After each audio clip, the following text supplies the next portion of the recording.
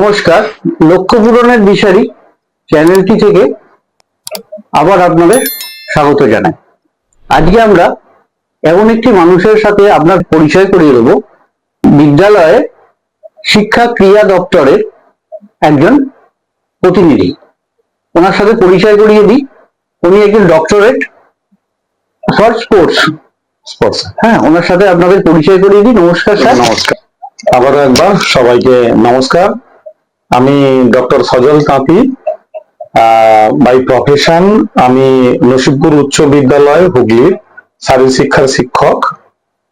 এছাড়াও বিদ্যালয় ক্রীড়া শিক্ষা দপ্তরের হুগলি জেলা বিদ্যালয় ক্রীড়া সংসদের সাধারণ সম্পাদক এবং রাজ্য বিদ্যালয় ক্রীড়া সংসদের অধীনস্থ এই ক্রীড়া দপ্তরের আমি একজন মেম্বার। আচ্ছা স্যার, আপনি ডক্টরেটটা কিভাবে করবেন?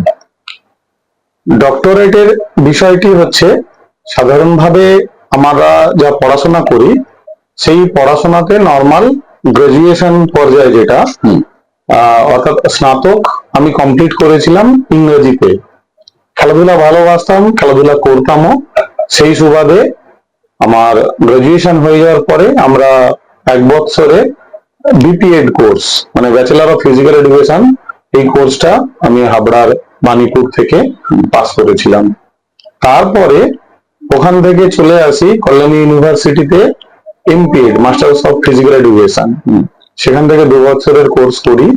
তারপরে সরাসরি আমি চলে আসি পিএইচডির জন্য পরীক্ষা দিয়েছিলাম এবং সেখানে সিলেক্টেড হই। কোর্স ওয়ার্ক যে বছর থেকে পিএইচডি তে চালু হয় প্রথম বছর, তো আমি চলে এসেছিলাম স্টেট ইউনিভার্সিটি বারাসাত।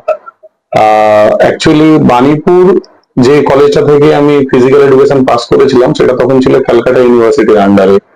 আবার যখন পিএইচডি করতে আসি, কলেজ আমার একই, তখন ইউনিভার্সিটি বদলে ওটা স্টেট ইউনিভার্সিটি বারাসাত হয়ে যায়। তো এই বারাসাত ইউনিভার্সিটি থেকেই আমি স্পোর্টস সায়েন্সের উপরে পিএইচডি করি।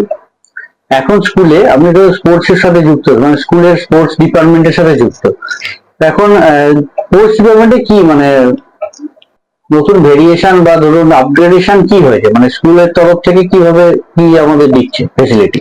খুব সুন্দর বিষয়টা অতীত আর বর্তমান দুটোকে সামঞ্জস্য রেখেই আমি বলি। আমি কখনোই অতীতকে কখনো বলি না যে অতীত খারাপ ছিল, বর্তমান খুবই ভালো, এরকম জায়গা আমি কখনো বিচার করি না। কারণ প্রতিনিয়তই আমরা আরো কি করে উন্নত হওয়া যায় এই ভাবনা চিন্তার স্বার্থে আমরা ধীরে ধীরে উন্নত হই। এটা কখনোই কাম্য নয় যে আমরা পিছনের দিনগুলোকে খারাপ বলে ভাবতে পারি। সেই জায়গায় দাঁড়িয়ে যদি অতীতের একটু উপর থেকে বলে আসি, নিচু লেভেলের কথাটা তার সঙ্গে সামঞ্জস্য হয়ে যাবে। বিদ্যালয়ে ক্রীড়া শিক্ষা দপ্তর, যেটা আমাদের পশ্চিমবঙ্গ শিক্ষা দপ্তরের অধীনস্থ, তো রাজ্য থেকে ন্যাশনাল বা জাতীয় পর্যায়ে যে টিমগুলো খেলতে যেত প্রায় 28টা বিভাগে 28টা বিভিন্ন রকম খেলাতে এই দল রাজ্যের নামে জাতীয় পর্যায়ে অংশগ্রহণ করতো। সেক্ষেত্রে যে দলগুলো তখন ন্যাশনালে অংশগ্রহণ করত তাদের ক্ষেত্রে এত খেলা, তো প্রায় 152-53 খানা খেলা, এই সারা পশ্চিমবঙ্গকে খবরাখবর দেওয়া নেওয়া, এই যে একটা কমিউনিকেশন মাধ্যমের তখন তো একটা পদ্ধতি ছিল। আবার পরবর্তীকালে আস্তে আস্তে কমিউনিকেশনের পদ্ধতি বদলেছে এবং কমিউনিকেশন পদ্ধতি বদলানোর জন্য যে মানুষের কতটা সুবিধা হয়েছে সেটা আমরা প্রত্যেকেই জানি। সেটা আমি আলাদা করে বলবো না যে আমাদের উন্নতি হয়েছে। তার সাথে সাথেই আমরা আস্তে আস্তে পশ্চিমবঙ্গের বিদ্যালয়ের ছাত্রছাত্রীরা তাদের যে প্রতিভা, তাদের ভিতরের যে প্রতিভা, তাদের যে প্রচেষ্টা, তাদের ছোটবেলা থেকে এত বিরাট সংখ্যায় প্রতিযোগিতার মাধ্যমে তাদের যে উঠে আসার যে প্রয়াস, সেই প্রয়াসের কারণে পশ্চিমবঙ্গ বিদ্যালয়ের ছাত্রছাত্রীরা জাতীয় পর্যায়ে খুব ভালো ফল করতে লাগলো। খুব ভালো ফল করার সুবাদে পশ্চিমবঙ্গ শিক্ষা দপ্তর এবং অন্যান্য যে সমস্ত দপ্তরগুলো বা বিভাগগুলো রয়েছে, আজকের বিদ্যালয়ে ছাত্রছাত্রীরা যদি খুব জাতীয় পর্যায়ে ভালো ফলাফল করে আসে, জাতীয় পর্যায়ের পাবলিসিটি হয়, সেখানকার মিডিয়া কভারেজ হয়, তো এই কভারেজ গুলো আস্তে আস্তে হতে হতে এখানকার মানুষজন আরো বিশেষ করে নজর দেওয়ার চেষ্টা করলেন। সেক্ষেত্রে যে সমস্ত সুবিধাগুলোর পরিবর্তন আমরা একদম চোখে এখন দেখতে পাই। আগে ছাত্রছাত্রীদের এই ডিউরিং ন্যাশনাল কম্পিটিশনে যাওয়ার সময়টাতে তাদের যে পোশাক পরিচ্ছদ যেগুলো রাজ্য সরকার থেকে দেওয়া হতো, তার গুণগত মান এখন আমূল পরিবর্তন হয়ে গেছে।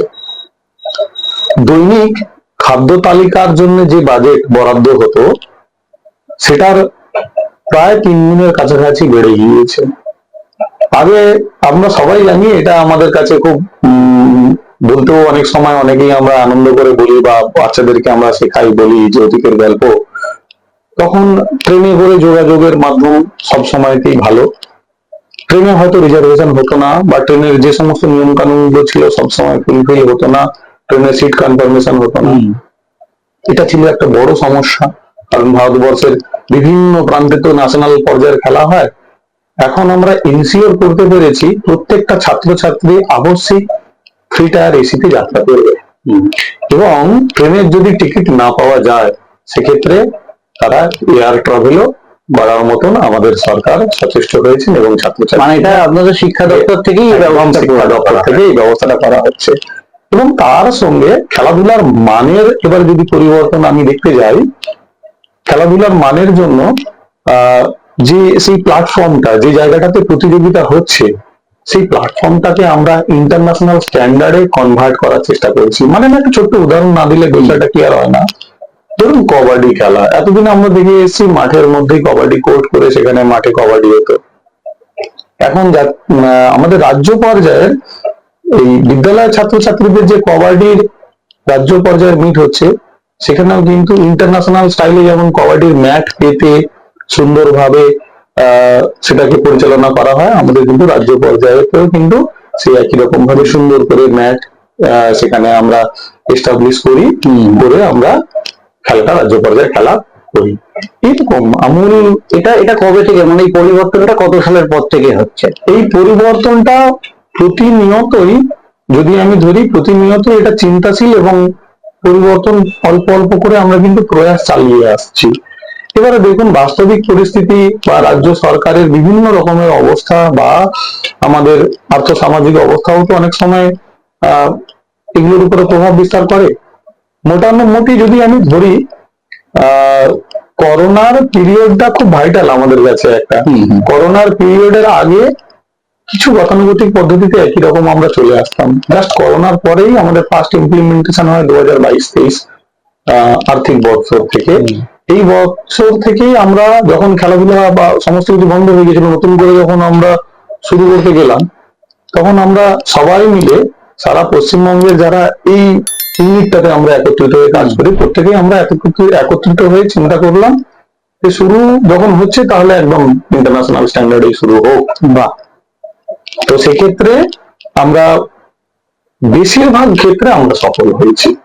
মোটামুটি ধরে নেওয়া যাক 2022-23 আর্থিক বছর থেকে আমাদের এই পরিবর্তনটা খুব বিস্তর ভাবে দেখা যায়। মানে আপনি স্পোর্টস ডিপার্টমেন্টে কোন জায়গাটা দেখেন, মানে আপনার দায়িত্ব কি এই ডিপার্টমেন্টে?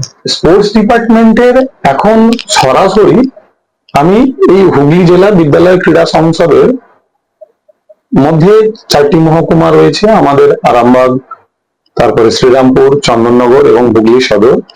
এই 4টি মহকুমার সার্বিক খেলাধুলার পরিচালনার তাদের তত্ত্বাবধান, এবং তার সঙ্গে 4টি মহকুমা থেকে জয়ী ছাত্রছাত্রীদেরকে নিয়ে জেলা পর্যায়ের খেলা পরিচালনা করা এবং জেলার টিমকে রাজ্যে পাঠানো। এই কাজটা প্রাথমিকভাবে আমি করে থাকি, এবং এই জায়গাটাতেই বলে দিই, না হলে হয়তো বলা হবে না, বিগত বেশ কয়েক বছর ধরেই হুগলি জেলার বিদ্যালয়ের ছাত্রছাত্রীরা খুব ভালো ফল রাজ্য পর্যায়ে করে আসছে, এবং একই সঙ্গে জাতীয় পর্যায়ে থেকেও তারা কিন্তু খুব ভালো সংখ্যায় তারা মেডেল অর্জন করছে। সেই সুনামটা হুগলি জেলা ধরে রেখেছে। একই সঙ্গে না বললে নয়, প্রতিযোগিতাতে হুগলি জেলার পাশাপাশি আমাদের হাওড়া জেলা, নর্থ 24 জেলা, নদিয়া জেলা, বর্ধমান জেলা, মুর্শিদাবাদ জেলা, এগুলো কিন্তু গতানুগতিক পদ্ধতিতে খুব ভালো ফল বাংলা এগোচ্ছে। তো এই জেলা পর্যায়ের খেলাধুলাটা আমি সরাসরি ভাবে দেখি, এবং আমাদের এই রাজ্য বিদ্যালয় শিক্ষা দপ্তরের যে বিভাগটি, যেটা রাজ্য পর্যায়ে খেলা দেখাশোনা করা হয়, সেখানে তো মূল কমিটি ছাড়াও আরো অনেক প্রোগ্রাম কমিটি, সাব কমিটি করা হয়। তো সেখানকার প্রোগ্রাম কমিটিরও আমি রাজ্যের একজন মেম্বার। তো সেই হিসাবে রাজ্যেরও খেলাধুলার এই একই রকমেরই সেখানকার বিভিন্ন রকম বিষয়ে দায়িত্ব, মানে যে অ্যাডমিনিস্ট্রেটিভ বিষয়, সেই অ্যাডমিনিস্ট্রেটিভ বিষয়গুলো বিভিন্ন অংশে আমরা ভাগে ভাগে পাটে পাটে আমরা কাজকর্ম করি বেশ কয়েকজন শিক্ষক মিলে। একই সঙ্গে জাতীয় পর্যায়েতেও খেলাধুলা পরিচালনার জন্য যে অর্গানাইজিং পার্টের যে অ্যাডমিনিস্ট্রেশন, সেখানেও কিছু কিছু জায়গা আমাকে দেখতে হয়। আচ্ছা, এই যে ধরুন মানে একটা প্রশ্ন আপনাকে করছি, যেটা হচ্ছে ধরুন কারোর মধ্যে প্রতিভা আছে স্কুল লেভেলে, কিন্তু তার হয়তো আর্থিক সেরকম সামর্থ্য নেই, মানে সেরকম হয়তো গরিব। তো সেই ক্ষেত্রে তাদেরকে কিভাবে আপনারা নির্বাচন করেন বা কিভাবে হেল্প করেন? স্কুল কি এই বিষয়ে কোনো রকম হেল্প করে, মানে যাতে সে ঠিকভাবে নিজের প্রতিভাটাকে প্রকাশ করতে পারে? একদম একদম। অ্যাকচুয়ালি আমাদের পশ্চিমবঙ্গে যে স্কুলের কারিকুলাম, সেই স্কুলের কারিকুলামে ছাত্রছাত্রীদের মোটামুটি আপনি ধরে নেন 10:30 থেকে 4:30 পর্যন্ত তাদের এডুকেশনাল কারিকুলাম। তার মধ্যে তাদের সামান্যতম সিলেবাস অনুযায়ী কিছু শারীরিক শিক্ষার সিলেবাস রয়েছে, সেগুলো আমরা যথোপযুক্ত ভাবে তাদেরকে মেনটেন করি। অ্যাকচুয়ালি বিদ্যালয় পর্যায়ে আমাদের পশ্চিমবঙ্গের সমস্ত বিদ্যালয়ের কথা বলবোই না, একদম ম্যাক্সিমাম স্কুলগুলোর মধ্যে হয়তো আমরা এখানে ছাত্রছাত্রীদেরকে ক্রীড়াবিদ তৈরি করার জন্য আমাদের সেই সুবিধা আমাদের হাতে থাকে। সেক্ষেত্রে ছাত্রছাত্রীরা তারা কিন্তু তাদের সময় অনুযায়ী তারা বিভিন্ন ক্লাব, সংগঠন, অ্যাসোসিয়েশন, ফেডারেশনে তারা কিন্তু তারাও দৈনন্দিন তারা অভ্যাস করেন। তার যে পছন্দের যে খেলাটি, সেই খেলাটি তারা অভ্যাস করেন। এই খেলাটি তারা সেই ক্লাব বা অ্যাসোসিয়েশনে অভ্যাস করতে করতে যখন প্রতিযোগিতায় অবতীর্ণ হওয়ার জন্য সেই ছাত্রছাত্রীটির গুণগত মান বেড়ে যায়, তখন স্বাভাবিকভাবেই আমরা যেহেতু ছাত্রছাত্রীদেরকে এই মাল্টিপল বিষয়কে নিয়ে আমরা চর্চা করি, তখন আমরা জানতে পারি যে এই ছাত্র বা ছাত্রীটি সে এই খেলাটিতে খুব ভালো ফলাফল করছে বা তার পারফরমেন্স দেখাচ্ছে। কারণ প্রত্যেকটি বিদ্যালয়ে প্রতি বছরই অ্যানুয়াল স্পোর্টস হয় বা বিভিন্ন ইন্ট্রামুরাল টুর্নামেন্ট, মানে নিজেদের ক্লাস ভিত্তিক খেলা হয়, বা অনেক বিদ্যালয়ে যেটা পাশাপাশি কয়েকটা স্কুলকে নিয়ে ছোটখাটো টুর্নামেন্ট হয়। সেখানে কিন্তু প্রতিভাটা শুধুমাত্র শারীরিক শিক্ষার শিক্ষক বা খেলোয়াড় নয়, সাধারণ মানুষেরও কিন্তু চোখে আসে যে এই ছেলেটি খুব সুন্দর খেলছে। ঠিক, তো সেক্ষেত্রে আমরা তাকে স্পটিং করি। প্রথমে স্পটিং করার পরে আমরা বিদ্যালয় থেকে তাকে মহকুমা পর্যায়েতে বিদ্যালয় স্তরে খেলার ক্ষেত্রে তাকে আমরা এনরিচ করে দিই। সেখানে তাকে আমরা ছোটখাটো যতটুকু টিপস দেওয়ার বা যতটুকু নার্চার করার বা সাধারণ মানের খেলার জন্য তার প্রয়োজনীয় যে সমস্ত উপকরণগুলো, এগুলো বিদ্যালয় থেকে আমরা মোটামুটি প্রোভাইড করার জন্য আমরা সমর্থ হই। পশ্চিমবঙ্গের এটা মাঝখানে একটু আপনাকে ইন্টারাপ্ট করছি। এই যে আপনারা যেটা বললেন যে তাদেরকে স্পোর্টস এর জন্য বিভিন্ন কিছু কিনে দেওয়ার জন্য আপনারা এগিয়ে আসেন, এটা কি সরকার থেকে এগিয়ে আসেন না আপনারা স্যারেরা মিলে কিছু ব্যাপারটা হয়তো চাঁদা তুলে তাদেরকে দান করেন, মানে এরকম ব্যাপার? বিষয়টা হয় যেহেতু বিভিন্ন স্পোর্টস এর তো বিভিন্ন রকমের খরচের একটা ভাবনা চিন্তা হয়। এবারে যদি ধরুন কোন ছাত্র বা ছাত্রী ইন্ডিভিজুয়াল একা তার খেলা, ধরুন অ্যাথলেটিক্স এসে যাবে একা, তার এক রকমের খরচের দায়ভার থাকে। আবার ধরুন একটা টিম গেম, ধরুন আমার স্কুলের পুরো টিমটাই ফুটবলে নামবে, 18 জন প্লেয়ার আমার খেলতে নামবে, তাহলে টোটাল টিমের দায়ভার একটা, কারণ সবার জার্সি এক রকমের হবে সবার। এই ক্ষেত্রে সরকারি অনুদান কিছু কিছু ক্ষেত্রে থাকে। আবার একই রকম ভাবে যে সমস্ত বিদ্যালয়ের এরকম আর্থিক সঙ্গতি মানে সঠিকভাবে থাকে না, তারা জেলার বিভিন্ন যে সমস্ত শিক্ষা বিভাগ বা দপ্তরগুলো রয়েছে সেখানে যদি তারা অ্যাপ্রোচ করে থাকেন, তাহলে সেখান থেকেও সাহায্য বা সহযোগিতা পাওয়া যায়।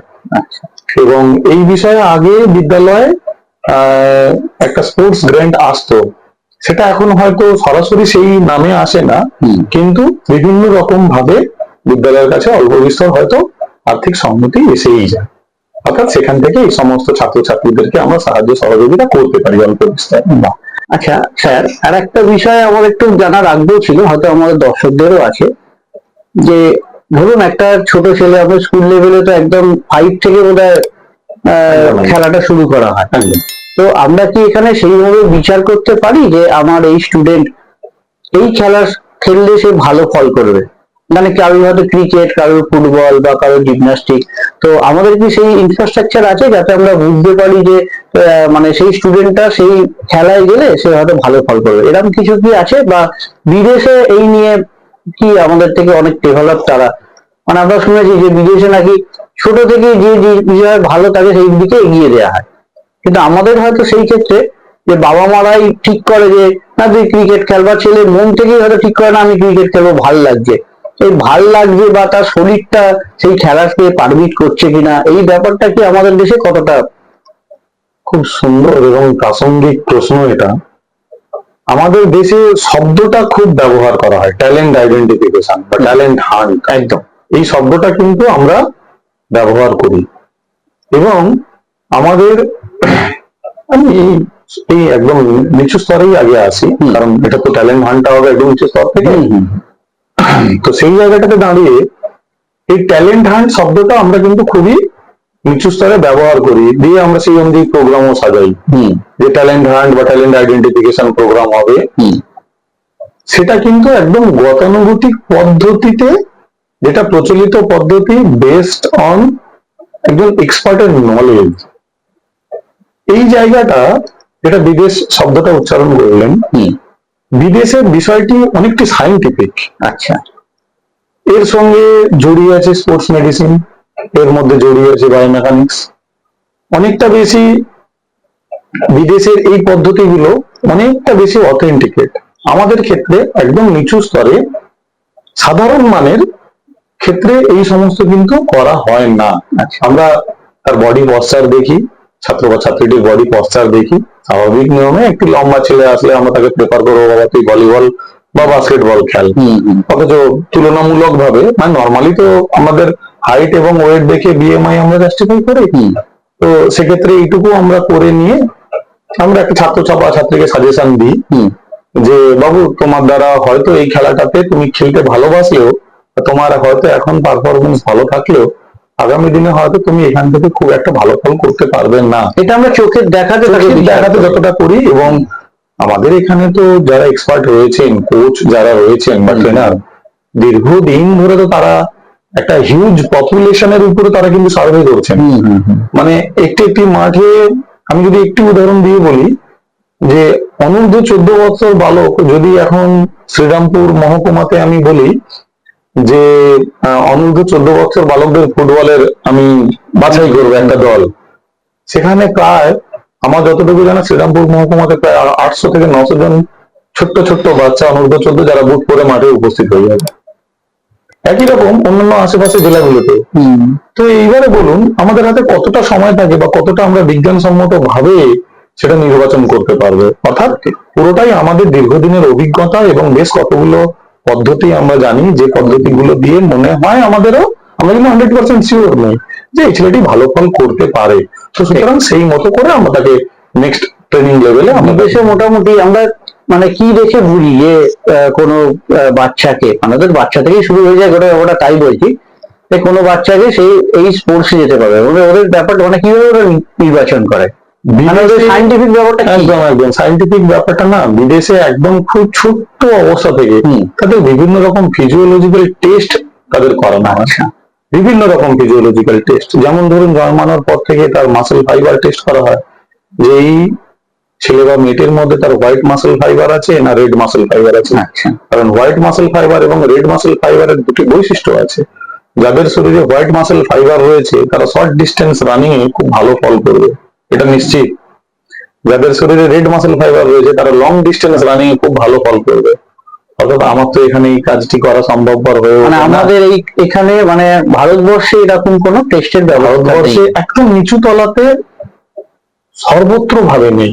বড় বড় যে সমস্ত একাডেমি গুলো আছে কিছু কিছু ক্ষেত্রে ট্রায়াল আর মেমোরিয়ালের মাধ্যমে সেগুলো করা হয়, তবে সেই সংখ্যাটা অত্যন্ত নগণ্য। মানে আপনি বলছেন যে প্রথমে শুরুতে যদি আমরা জানতে পারি অনেকটা সুবিধা হবে, আমাদের এখানে শুরুতে জানতে পারি না, তার একটা লেভেল অব্দি পৌঁছাবার পর আমরা বিদেশে আমরা যেটা বায়োলজিতে আমরা একদম জানি, বিদেশে ক্রোমোজোম টেস্ট করা হচ্ছে যে এর পূর্ণাঙ্গ অবস্থাতে তার কতটা হাইট হবে বা কতটা তার মাসেল গ্রোথ হবে, এইগুলো তাকে একদম ছোটবেলা থেকে তাকে আইডেন্টিফাই করে নেওয়া হচ্ছে এবং সেই মতো তাকে ছোটবেলা থেকে ট্রেন্ড করানো হচ্ছে।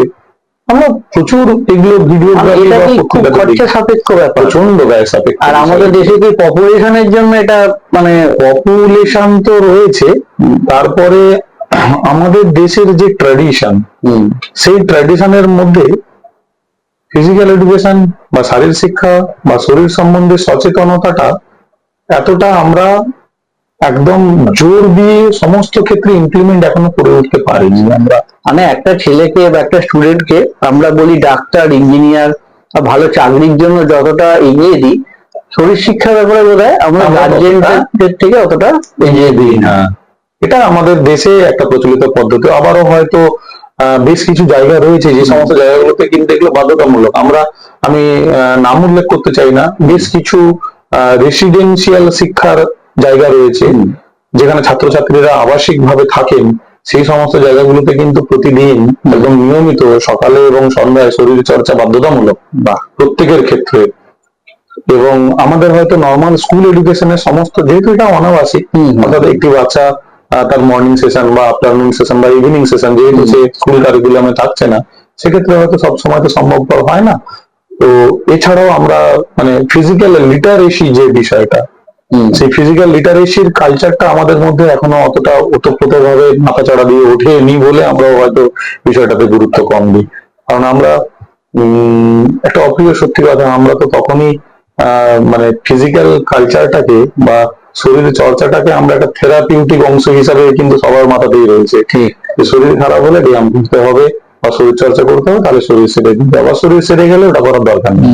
এরকম একটা ভাবনাতে আমরা আছি, কিন্তু আস্তে আস্তে দিন বদলাচ্ছে, মানুষের মধ্যে এই পরিবর্তন। মানে আমাদের ধরুন হয়তো এই শারীরিক শিক্ষা, এই ক্লাসটি হয়তো সপ্তাহে একদিন হয়। তো আমাদের পশ্চিমবঙ্গে কি যেরকম কোনো বিদ্যালয় আছে যেখানে ধরুন এটা বাধ্যতামূলক, মানে গেম স্কুল, তাই তো?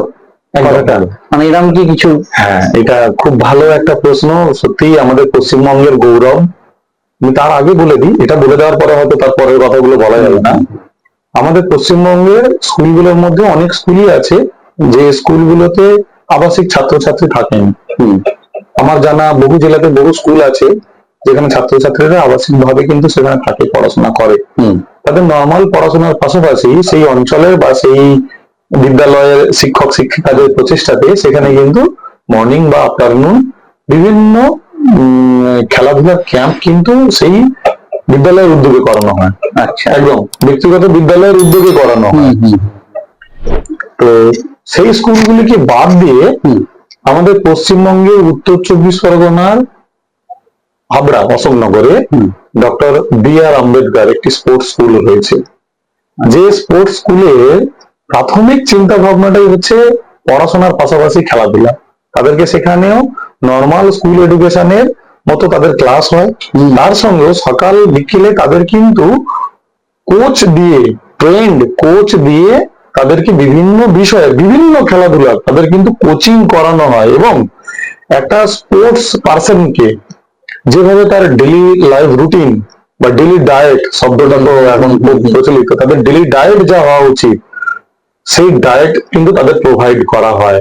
তার সঙ্গে তাদের স্পোর্টস কিটস, যেটা আমরা প্রথমে কথা বলছিলাম না, যে ট্যালেন্ট যারা, অথচ ট্যালেন্টেড স্টুডেন্ট অথচ তাদের হয়তো খরচা করার মতন সামর্থ্য নেই, আমরা সারা পশ্চিমবঙ্গে এইরকম ধরনের ট্যালেন্টেড স্টুডেন্টদেরকে আমরা সবসময় সাজেস্ট করি যে ওই স্কুলে ভর্তি হওয়ার জন্য। তাহলে পুরোটাই, যেহেতু এটা গভর্নমেন্টের, পুরোটাই গভর্নমেন্টের, সারা ক্লাস 5 to 12 পর্যন্ত একদম ফ্রি অফ কস্ট ছাত্রছাত্রীরা পূর্ণ দমে খেলাধুলা শিখতে পারবে। আচ্ছা, এটা একটা স্কুলের মধ্যে কেন সীমাবদ্ধ, বাকি কেন হচ্ছে না? মানে এটা আটকাচ্ছে কোথায়, প্রবলেমটা কোথায়? প্রবলেমটা আমাদের যে বিষয়টা আমি বললাম সেটা হচ্ছে আমাদের যে স্পোর্টস কারিকুলাম যে ডিজাইনটা, আমাদের এডুকেশনাল সিস্টেমের সঙ্গে, এডুকেশনাল সিস্টেমের একটি পার্ট হচ্ছে আমাদের physical education, health and physical education. সেখানে আমরা ছাত্রছাত্রীদেরকে শরীর চর্চার উপকারিতা শেখাই, শরীর চর্চার প্রয়োজনীয়তা শেখাই, শরীর চর্চা করার ফলে সমাজের কি কি উন্নতি হবে এগুলো শেখাই। কিন্তু খেলোয়াড়দের প্রত্যেকটা খেলার তো একটা নির্দিষ্ট বয়স থাকে, সেই বয়স থেকে শুরু করতে হয়। মানে আমি যদি একটি উদাহরণ দিয়ে বলি, একটি ছাত্র বা ছাত্রীকে যদি জিমন্যাস্টিক্সে ভালো প্লেয়ার হতে হয়, তাহলে তাকে অল্প বয়স থেকে, যখন তার মধ্যে ফ্লেক্সিবিলিটি বা নমনীয়তাটা থাকবে। সেই অবস্থা থেকে তাকে কিন্তু এই অভ্যাসের মধ্যে আস্তে আস্তে আসতে হয়। সেই অভ্যাসটা তো আর বিদ্যালয়ে সম্ভবপর হয়ে ওঠে না। বিদ্যালয়ের যে টাইমিংটা আমাদের ডে স্কুল তো ম্যাক্সিমাম, একদম। এই সময়টাতে আমাদের হয়তো এটা সম্ভবপর হয়ে ওঠে না। তার জন্য তাকে আর্লি মর্নিং বা তাকে আফটারনুন বা লেট আফটারনুনে তাকে কিন্তু খুব অভ্যাস তাকে করতে হয়। তো সেক্ষেত্রে বিদ্যালয় পর্যায়েতে আমরা খেলোয়াড় তৈরি করার খুব একটা রূপরেখা তৈরি করতে পারি না আমরা, কিন্তু তাদের সাময়িক যে ট্যাকটিক্যাল বা টেকনিক্যাল যে সমস্ত সেন্স বা যে সমস্ত বিষয়গুলো তার জানার দরকার, যেগুলো তার ক্রীড়াক্ষেত্রে উন্নতির জন্য কাজে লাগবে, সেই বিষয়গুলো তাকে আমরা নার্চার করি। ঠিক আছে, তার বিভিন্ন রকমের সমস্যা বা তাকে বিভিন্ন রকমের ভিডিও, তার স্পোর্টস রিলেটেড তাকে ভিডিও দিয়ে তার টেকনিক্যাল যে সেন্স ডেভেলপ করানো। ঠিক আছে, সেই জায়গাগুলো কিন্তু আমরা বিদ্যালয় স্তরে প্রত্যেকেই কম বেশি আমরা করে যাই, যাতে করে সে তার অভ্যাসের জায়গাতে গিয়ে নিজেকে সেলফ রেকটিফাই করতে পারে যে এটা আমার ভুল হচ্ছিল। আমি তো যখন বড় পর্দায় বিদ্যালয়ে দেখলাম, স্কুলে তা দেখলাম এরকম ব্যাপারটা, সেলফ রেকটিফাই তারা করতে পারে। ঠিক আছে, এই আস্তে আস্তে এই যৌথ প্রয়াসে বিদ্যালয় এবং যে সমস্ত ওপেন অ্যাসোসিয়েশন গুলো আছে সবার যৌথ প্রয়াসে কিন্তু আমাদের এই খেলাধুলা গুলো সুন্দরভাবে এগিয়ে যাচ্ছে। একই সঙ্গে বিভিন্ন সংস্থা রয়েছেন যারা এই ট্যালেন্ট হান্টের মাধ্যমে ছোট ছোট ছোট ছোট সব ট্যালেন্ট হান্ট প্রসিডিওর ওনারা চালান, কাজ করে যান ওনারা। সেই কাজের মাধ্যমে ওনারা কিন্তু ভালো ভালো ছেলে মেয়েদেরকে নিয়ে ওনারা আমাদের দেশে বা বিদেশে নিয়ে যায়। ঠিক আছে, নিয়ে গিয়ে সেখান থেকে তাদের ট্রেনিং দিয়ে খেলোয়াড় তৈরি করার পদ্ধতি তারা, মানে এটা তো আমি যতদূর আপনার থেকে শুনলাম অনেকটাই উন্নত হয়েছে, মানে স্কুল লেভেল খেলাটা অনেকটা। তো এটা আগে কেন হয়নি বা কি কারণের জন্য এটা আটকে ছিল, বা কবে থেকে এই ব্যাপারটা হলো উন্নতিটা? উন্নতির বিষয়টা আমি একটুখানি অন্যরকম ভাবে ক্লিয়ার করি। কারণ একেবারে যেহেতু স্কুল শিক্ষা দপ্তর নিয়ে কাজ করি, তো আমরা স্কুলের ছাত্র ছাত্রীদেরকে নিয়েই একদম সরাসরি ভাবে আমরা কাজ করি। বিদ্যালয়ে শিক্ষা বিভাগের যে কারিকুলাম, তার মধ্যে শারীরিক শিক্ষা মেনটেন আগে থাকতেই কিন্তু এটা প্রথম অংশ থেকেই কিন্তু শারীরিক শিক্ষা বিষয়টাকে নিয়ে ছাত্রছাত্রীদের সিলেবাসের মধ্যে একটা চর্চার বিষয়। কখনো হয়তো সেটা পরিস্থিতির কারণে ছাত্রছাত্রীদের বাধ্যতামূলক ভাবে এটা পড়াশোনা করতে হতো, কখনো বা সেটা অপশনাল হিসাবে তাদেরকে পড়াশোনা করতে হতো। আবার একেবারে নিচু পর্যায় থেকে বা নিচু লেভেল থেকে এই বিষয়টাকে বিষয় ভিত্তিক ভাবে আমাদের কিন্তু সবসময় চালু ছিল না।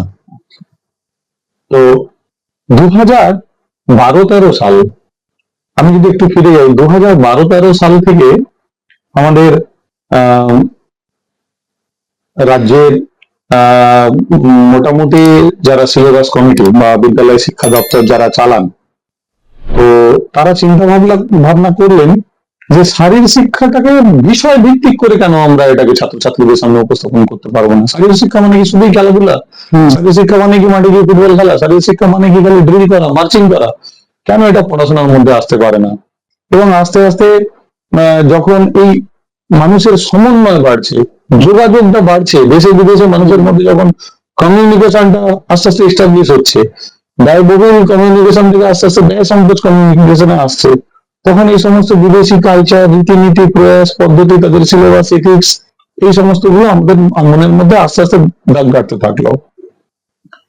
তো রাজ্য সরকারের উদ্যোগে 2012-13 সাল থেকে এই প্রয়াসটা চালিয়েই কিন্তু একদম প্রাথমিক পর্যায় থেকে একদম উচ্চ শিক্ষা দপ্তর পর্যন্ত শারীরিক শিক্ষাটাকে বাধ্যতামূলক বিষয় ভিত্তিক হিসাবে চালু করা হয়, যেটার ইম্প্যাক্ট মানে ধরুন একটি ক্লাস প্রি প্রাইমারি বা ক্লাস 1 এর ছাত্রছাত্রীরাও কিন্তু শারীরিক শিক্ষার বই পড়ছে। সেখানে ছন্দের মাধ্যমে হোক, গল্পের মাধ্যমে হোক বা অনুকরণ পদ্ধতির মাধ্যমে হোক, তাদেরকে ছড়ার গানের মাধ্যমে হোক, তাদেরকে যে বিভিন্ন অঙ্গভঙ্গিমার মাধ্যমে তাদেরকে ছড়ার গান শেখানো হচ্ছে। আমাদের আলটিমেট লক্ষ্যই তো ওটা যে তার মুভমেন্ট, ঠিক, তার মুভমেন্ট। সে কিন্তু বুঝতে পারলো না যে আমাকে দিয়ে কি করানো হচ্ছে।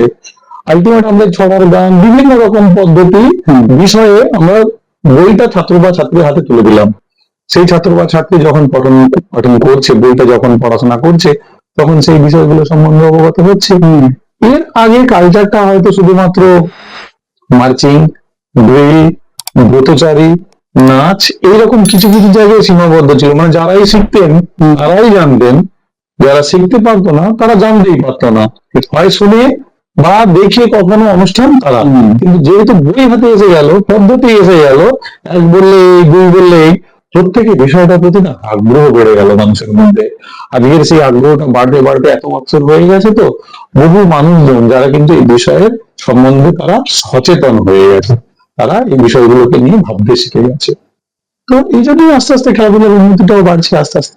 এই খেলাধুলার প্রয়োজন মোটামুটি ধরুন বাংলার ছেলেরা স্কুল লেভেলে এই খেলাটা নিয়ে কতদূর অব্দি যেতে পারে?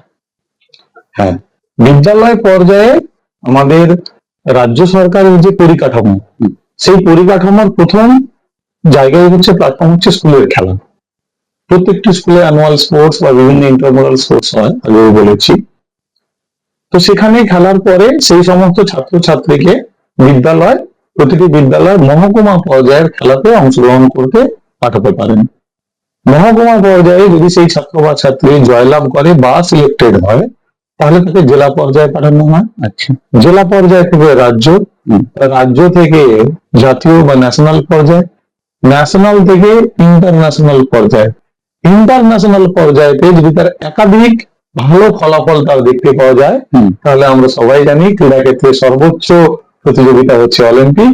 সেরকম জায়গাতে যাওয়ারও হয়তো তার ছাড়পত্র পাওয়ার সম্ভাবনা থাকে। স্কুল লেভেল থেকে এটা হতে পারে, একদম স্কুল লেভেল থেকে হতে পারে। এবং এটা সরকারি খরচায়। একদম সরকারি, প্রতিটা অংশই কিন্তু সরকারি খরচে একটা সম্ভাবনা থাকে।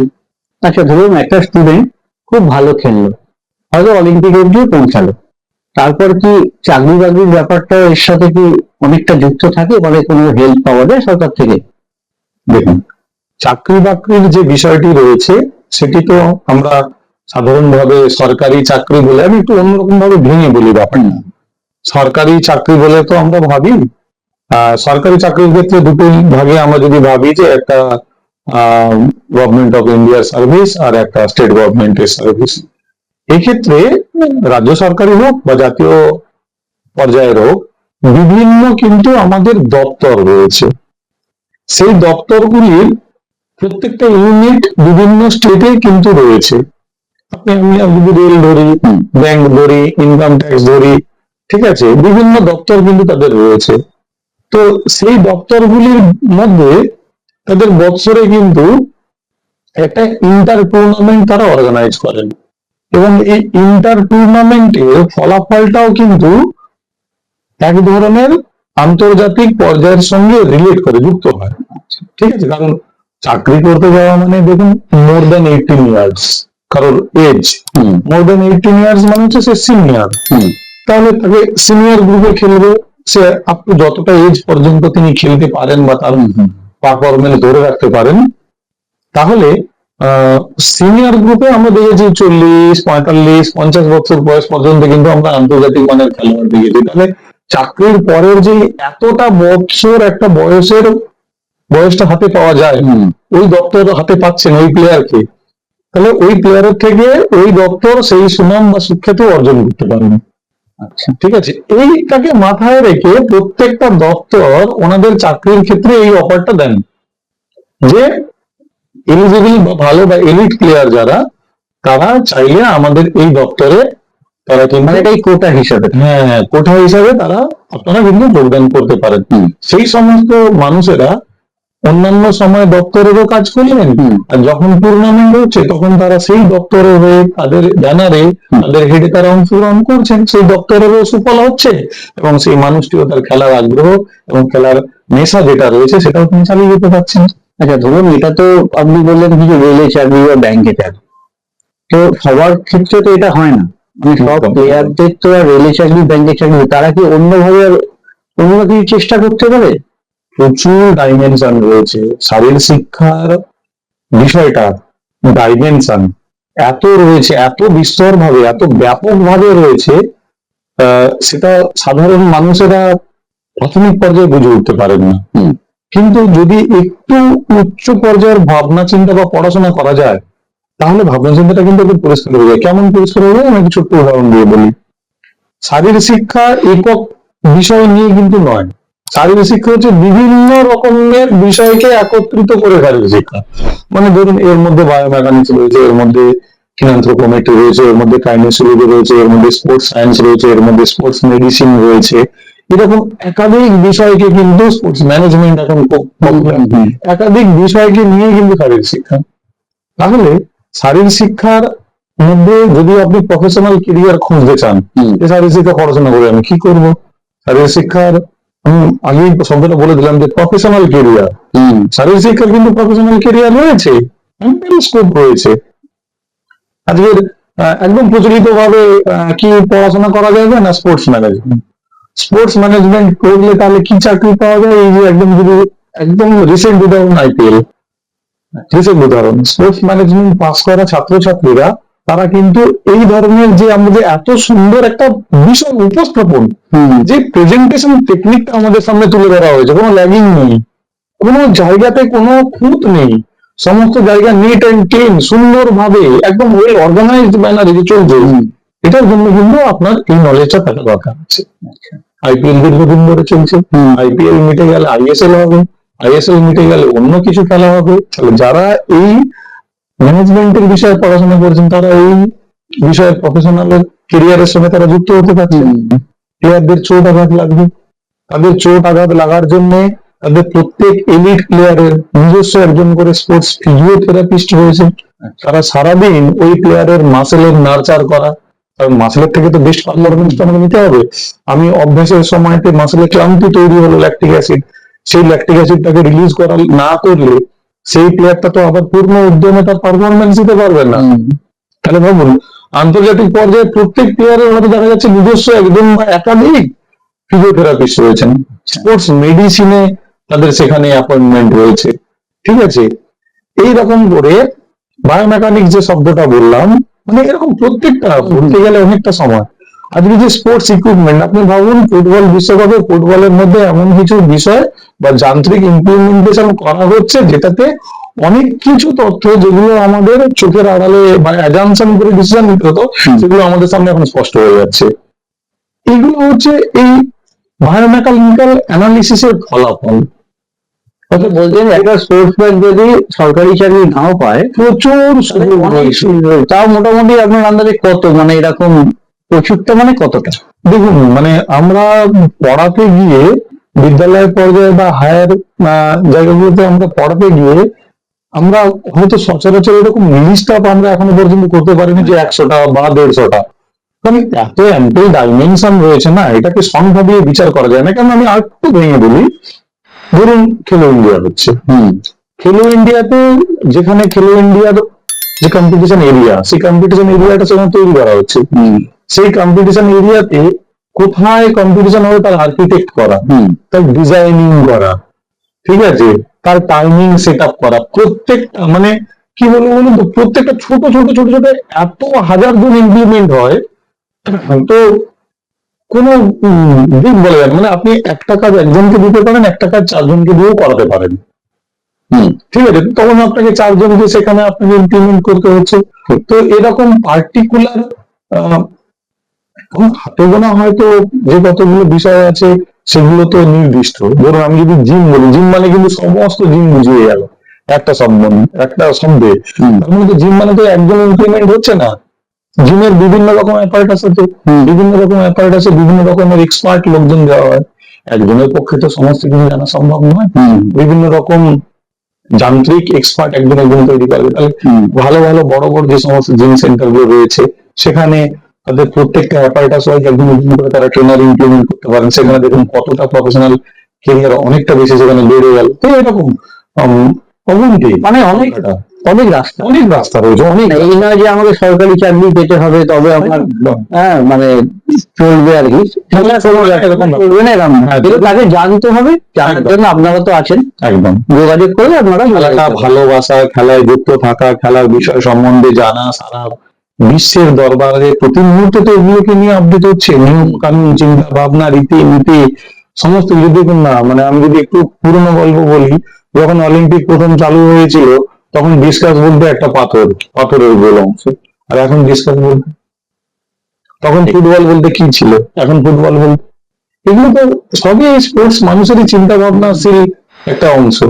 তো এরকমই প্রচুর জায়গা রয়েছে। সুতরাং সরকারি চাকরি নেই বলে যে আমি কিছু করতে পারবো না শারীরিক শিক্ষা পড়ে বা জেনে, সেটা একেবারে আমি অন্তত ব্যক্তিগতভাবে মনে করি না।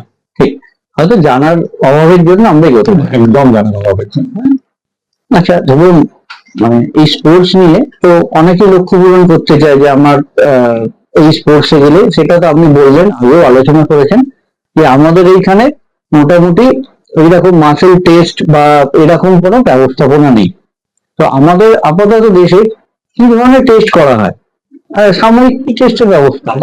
আমাদের দেশে আপাতত এই টেস্টের জাস্ট আগে দুটো তিনটে কথা বলে দিই। আমাদের দেশে সাইন্টিফিক্যালি স্পোর্টস সায়েন্স অনুযায়ী পিরিয়ডাইজেশন বলে একটি বিষয় হয়। পিরিয়ডাইজেশন মানে আমি ভাবছি আজকের এই সময় থেকে ডিসেম্বর মাসে একটা প্রতিযোগিতা আছে, আচ্ছা, তাহলে আমি একটা ছাত্রছাত্রীর শিডিউল বানিয়ে দিই।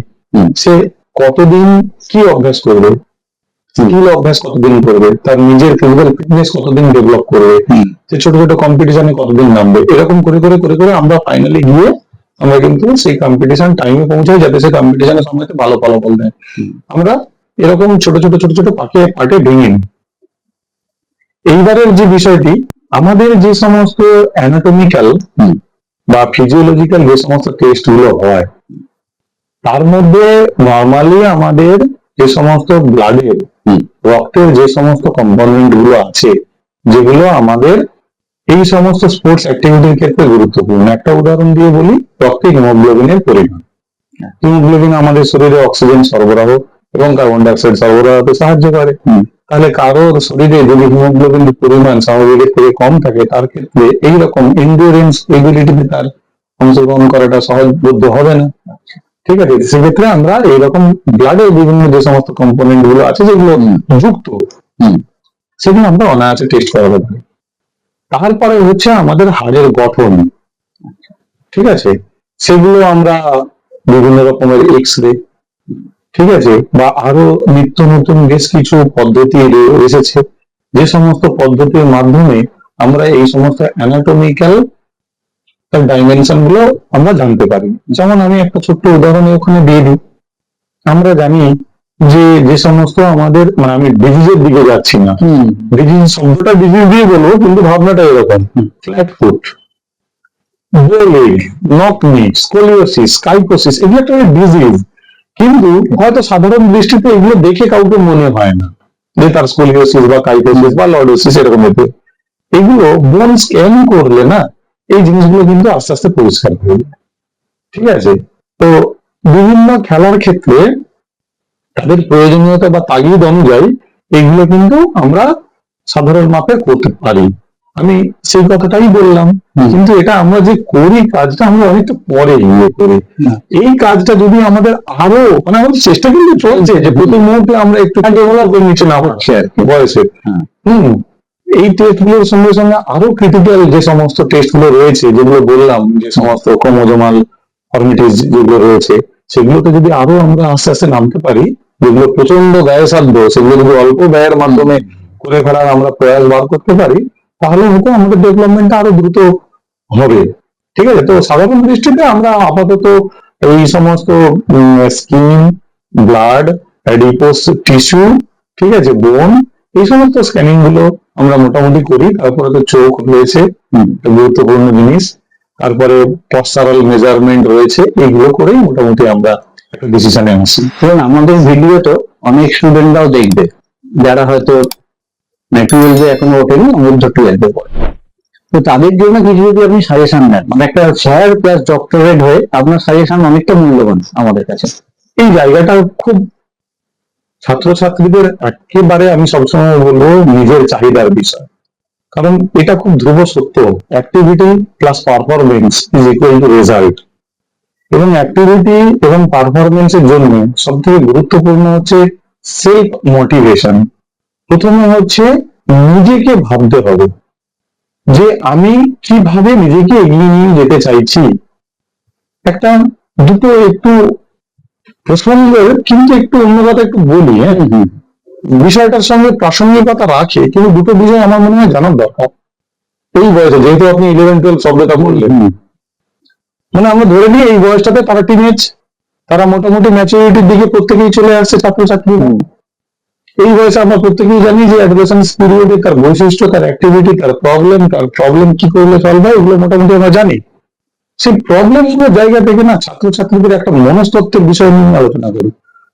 এখনো পর্যন্ত টিভিতে একটি চ্যানেল হয়, আমি নাম বলছি না, যে চ্যানেলটির মধ্যে এক ধরনের খেলা আমরা দেখি যে এরকম অনেকগুলো দরজা আছে, সমস্ত দরজাগুলোর মধ্যে একটি দরজা কাগজের, বাকি সমস্ত দরজা কাঠের। ঠিক আছে, অনেকগুলো লোক, এরকম অনেকগুলো ওয়াল রয়েছে, অনেকগুলি মানুষ, তারা প্রতিযোগিতা নেমে গেলেন, দৌড়ে গিয়ে দরজায় ধাক্কা পেলেন, গিয়ে দেখলেন এটা কাঠের, না এটাতে না, তাহলে পরেরটাতে যাই। এই করতে করতে করতে করতে দেখবেন একজন কিন্তু ঠিক কাগজের দরজাটা ভেঙে পরের ওয়ালে বেরিয়ে গেলেন, গিয়ে তিনি আবার ধাক্কা পেলেন, অথবা দেখা গেল অন্যজন বেরিয়ে গিয়ে তিনি আবার কাগজের দরজাটা পেয়ে গেলেন। তো এই করতে করতে করতে করতে লাস্ট ওয়ালটা যিনি কভার করেন তিনি জয়ী বলে বিবেচিত হয়। ছাত্রছাত্রীদের এই সময়তে এই জায়গাটাতে না একটা ছোট্ট মনস্তত্ত্ব কাজ করে, সেটা হচ্ছে পিতামাতা আর শিক্ষক যারা দিশা দেখান, তাদের সঙ্গে একটা নতুন এবং পুরাতন দ্বন্দ্ব, এটা হচ্ছে সাইন্টিফিক্যালি ট্রুথ। অর্থাৎ আমি শব্দটাতে যেটা আমরা অবহেলা বলে জানি, অবহেলা হিসাবে ব্যাখ্যা দিচ্ছি না, এটা হচ্ছে একদম ন্যাচারাল প্রবৃত্তি মানুষ। শিক্ষক মহাশয় এবং গুরুজনেরা তারা কিন্তু প্রত্যেকে ঠক্কর খেয়ে খেয়ে আজকে তারা জানেন যে কোন রাস্তাটা সুগম, কোন রাস্তাটা সঠিক। ছাত্রছাত্রীদের প্রথম এই শিক্ষক শিক্ষিকা এবং পেরেন্টসদের কথাটা গ্রহণ করাটা খুব গুরুত্বপূর্ণ, একদম অন্ধ ভক্তের মতো মেনে চলাটা খুব গুরুত্বপূর্ণ। তাহলে হয়তো, কারণ তার অভিজ্ঞ যারা, তার বয়োজ্যেষ্ঠ যারা, তারা তো প্রত্যেকেই ধাক্কা খেয়ে খেয়ে বড় হয়েছেন, তারা কিন্তু কেউ কোনোদিনই চাইবে না যে বাবা আমার সন্তানটিকে যে আমি কাঠের দরজার দিকে ঠেলে দিই। আমি তাকে বলবো বাবা প্রথম ওয়ালে 18 নম্বর দরজাটা কাগজের, দ্বিতীয় ওয়ালে 12 নম্বরটি কাগজের, এইবারে বাবা তোমার ব্যাপার, তুমি যদি শোনো তাহলে তুমি গেনার, তুমি যদি না শোনো তাহলে তুমি লুজার। তাহলে ওনাকে ঠক্কর খেতে হবে। ঠিক আর আছে, পেরেন্টসদের কথা শুনে উনি যে রাস্তাটা পেরিয়ে এসছেন অতটা কেউ স্মুথ ভাবে পেরিয়ে যেতে পারবে, তারপর হয়তো তার পথ চলা ঠিক এক্স্যাক্টলি। তো ছাত্রছাত্রীদেরকে প্রথম যেটা করতে হবে, মনস্থির করতে হবে যে এই যারা মানুষেরা যারা এই রাস্তা দিশা দেখাচ্ছেন তাদের গুলো পুঙ্খানুপুঙ্খ ভাবে পালন করা। এর সঙ্গে রিলেট করছে কি ফিজিক্যাল ফিটনেস। আমি একদম কমন এরর যেগুলো সাধারণ আলোচনাতে উঠে আসে সেগুলো নিয়ে আমি আর জানছি না, সমস্তটাই জরুরি। আমি কোনোটাই বলবো না যে তার এন্টারটেনমেন্টের ক্ষেত্রে কোনোটাই অপ্রয়োজনীয় বা কোনোটাই গুরুত্বহীন, আমি বলবো না, প্রত্যেকটাই জরুরি। সময় উপযোগী প্রতিটা বিষয়বস্তু আমাদের সামনে আছে, এমন কিছু নয়। আগে আমরা হাডুডু খেলতাম, কবাডি খেলতাম, ফুটবল খেলতাম, এখন ছাত্রছাত্রীরা তারাও খেলাধুলা করছে, সে বিভিন্ন রকম মাধ্যম হয়ে হেনতানোর ব্যাপারটা রয়েছে। আমার বক্তব্য যেখানে আছে যে যাই হোক না কেন, আমার যে ডেলি রুটিন, সেই ডেলি রুটিনটা আমাকেই শাসন করে ডেলি রুটিনটা কন্টিনিউ করতে হবে। অর্থাৎ যেটা আমার ক্ষেত্রে কার্যকরী, যেটা আমার ক্ষেত্রে উপকারী, তার সঙ্গে এতগুলো বিষয় তো জড়িয়ে আমার ভবিষ্যৎ, আমার রেজাল্ট, আমার শরীর, তিনটেই কিন্তু তিনজনের সঙ্গে একদম রিলেট করেছে। অর্থাৎ শরীরটাকে যেভাবে হোক সুস্থ রাখতে হবে। শরীর সুস্থ রাখার জন্য পর্যাপ্ত পরিমাণে বিশ্রাম, পর্যাপ্ত পরিমাণে খাওয়া দাওয়া এবং সুন্দর এবং সঠিক খাওয়া দাওয়া, ঠিক আছে, এবং সঠিক লাইফস্টাইল মেনটেন করা, এই বিষয়গুলো কিন্তু নিজেকে শাসন করতে হবে, নিজেকে নিজের সঙ্গে কথা বলতে হবে। এখন মানে আমি প্রায়শই ছেলে মেয়েদেরকে এই কথাটা বলি, বাবা নিজেকে কথা বলছে, নিজের ভুলটা সব থেকে নিজেই ভালো বুঝতে পারি, একদম অন্যজন ভুল ধরিয়ে দেওয়ার আগে না নিজের ভুলটা নিজেই। কারণ আমি যদি একটু আমার শারীরিক শিক্ষার দিকে উদাহরণ দিয়ে বলি, আমি মনস্থির করেছি আজকের মাঠে আমি মোট 4000 মিটার দৌড়াবো, ওয়ার্ম আপ করবো।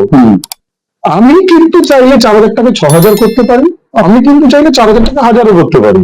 ঠিক, সুতরাং আমাকে আমার সঙ্গে কথা বলতে হবে। আমি মনে করলাম আমার ট্রেনার মাঠে দাঁড়িয়ে আছেন, কোচ, তিনি আমাকে বলেছেন 4000 মিটার দৌড়াতে, হয়তো আমি 4000 মিটার দৌড়ালাম তার সামনে, কিন্তু কোন পেশে আমি দৌড়াবো, কোন তীব্রতায় আমি দৌড়াবো, সেটা আমার উপর নির্ভর করছে, তাই না, আমার উপর নির্ভর করছে। সুতরাং আমার এই বয়সে আমি ছাত্রছাত্রীদের খালি একটাই কথা বলি, সবাই আমরা সব জানি এই বয়সে ছেলেমেয়েরা কিন্তু ন্যায় অন্যায়, ঠিক ভুল, ভালো মন্দ, সত্য মিথ্যা সম্বন্ধে যথেষ্ট ওয়াকিবহাল। আমি আজকে যে কথাগুলো বলছি সেগুলো মানান নয়, সেগুলো প্রত্যেকেই আমরা জানি। সেগুলো আমি আরো একবার রিমাইন্ডার দিয়ে দিতে চাইছি যে এই বিষয়গুলোকে নিজেকে টিচ করতে হবে, কারণ এই বয়সে এসে আমি হচ্ছে আমার সব থেকে বড় শিক্ষক। আমি যদি মনে করি 100 পাবো, কেউ আটকাতে পারবে না। আমি যদি মনে করি যে 100 তুলনায় কম পাবো, তাহলে সেটা আমি দায়ী থাকবো, কারোর জন্য নয়। তো এই জায়গাটা খুব ভেরি ভাইটাল এই বয়সের ছেলে মেয়েদের ক্ষেত্রে। তার সঙ্গে শারীরিক শিক্ষার একটু নিজের বিষয়ের সঙ্গে যুক্ত করে বলি। শারীরিক শিক্ষা বিষয়টাকে একটা জায়গা রয়েছে, যেটা শারীরিক শিক্ষা কিন্তু শেখায় লিডারশিপ ডেভেলপমেন্ট, নেতৃত্ব দানের ক্ষমতা। আমি এখনো ছেলে মেয়েদেরকে পড়াই যে ইন্ডিয়া টিম কেন ওয়ার্ল্ড চ্যাম্পিয়ন হবে না, তাতে তো 11 জনই ক্যাপ্টেন, 11 জনই ক্যাপ্টেন। বিভিন্ন ইয়েতে তারা তো বিভিন্ন, এই যে IPL এর এত বড় বড় টিম চলছে, কেউ না কেউ কোনো না কোনো দলের ক্যাপ্টেন। ঠিক, এটা তো ঠিক। আজকে 11 জন ক্যাপ্টেন নিয়ে একটা দল গঠিত যদি হয়, সেই দলটা কেন জিতবে না? রাইট। কারণ দলের নেতা তিনিই হন যার মধ্যে পোটেনশিয়ালিটিটা শুধুমাত্র নিজের নয়, নিজের এবং দলের পুরো বিষয়টাকে পরিচালনা করার মতো যার মধ্যে ক্ষমতা থাকে। তাহলে শারীরিক শিক্ষার যে কারিকুলাম, শারীরিক শিক্ষার যে অ্যাক্টিভিটি, সেই অ্যাক্টিভিটির মধ্যে আমাদের কিন্তু লিডারশিপ ডেভেলপমেন্টটা রয়েছে। আমি অন্য বিষয়কে অন্যরকম ভাবে আমার দর্শকের কাছে অনুরোধ করছি এবং আপনাকে বলছি, অন্যরকম ভাবে ব্যাখ্যা বা ভাবলে হবে না। আমি শুধু শারীরিক শিক্ষার দিকটাকে বলছি, তার মানে অন্য কাউকে ছোট করছি নাকি, হ্যাঁ? বিষয়টা হচ্ছে, যদি আমি ক্লাসে একটা ছাত্রকে একটা বিষয় দিই, আমি সাবজেক্টের নাম বললাম, সেই আমার ক্লাসে যতজন স্টুডেন্ট আছে সবাই কিন্তু একসঙ্গে রেসপন্স করে না এট এ টাইম। কিন্তু আমি যদি ধরুন ফ্রি হ্যান্ড এক্সারসাইজ করাই, দেখুন এক বললে সবাই হাত তুলবে একই দিকে, একই ডাইমেনশনে। যতজন স্টুডেন্ট হোক, 2 বললে সেরকম ডাইমেনশন চেঞ্জ করবে, তাই না? এই ব্যাপারটা একদম। এই যে বিষয়টা, এই বিষয়টা কিন্তু দেখুন অন্য বিষয় থেকে একটু হলেও আলাদা, ঠিক আছে? এবং আমরা দেখে এসেছি শারীরিক শিক্ষার যে সমস্ত অ্যাক্টিভিটি গুলো রয়েছে, সেই অ্যাক্টিভিটি গুলোর মধ্যে প্রতিদিনই আমরা একজন করে দল পরিচালনার দায়ভার দিই। তাহলে ছোটবেলা থেকে তাকে কিন্তু ট্রেন করা হচ্ছে যে বাবু, তোমার মধ্যেও সেই পোটেনশিয়ালিটি রয়েছে, তুমি দলের নেতা হতে পারবে, তুমি দলটা পরিচালনা করতে পারবে। তো এই লিডারশিপ ডেভেলপমেন্ট, এই লিডারশিপ ডেভেলপমেন্টের এডুকেশনটা কিন্তু খুব জরুরি এই বয়স থেকে। আপনি একদম যে বয়সটা আমাকে বললেন, এই বয়স থেকে লিডারশিপ ডেভেলপমেন্টটা যদি ছোট ছোট করে হতে পারে না, তাহলে ওই ছাত্রটার ম্যাচিউরিটি, ওই ছাত্রটার ডেভেলপমেন্ট খুব ভালোভাবে হবে এবং তার ভবিষ্যৎ কিন্তু খুব সুন্দর দিকে যাবে। এবং খেলাধুলা যেমন জনপ্রিয়, তেমন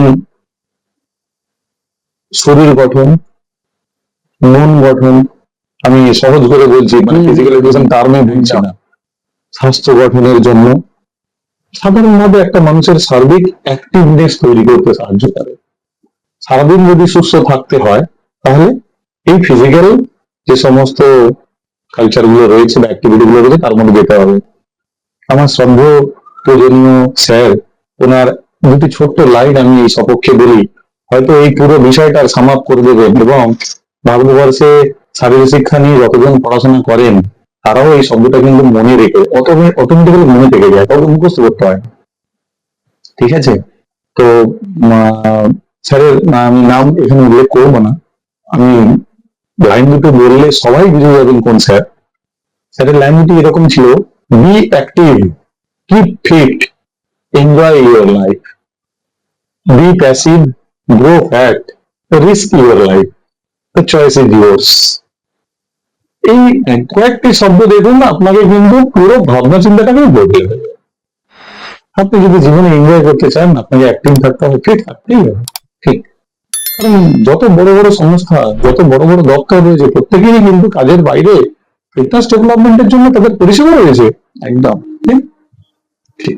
এই হচ্ছে মোটামুটি ছাত্রছাত্রীদের একটি বিষয়, যে পড়াশোনার পাশাপাশি ফিট থাকতেই হবে, অ্যাক্টিভ থাকতেই হবে।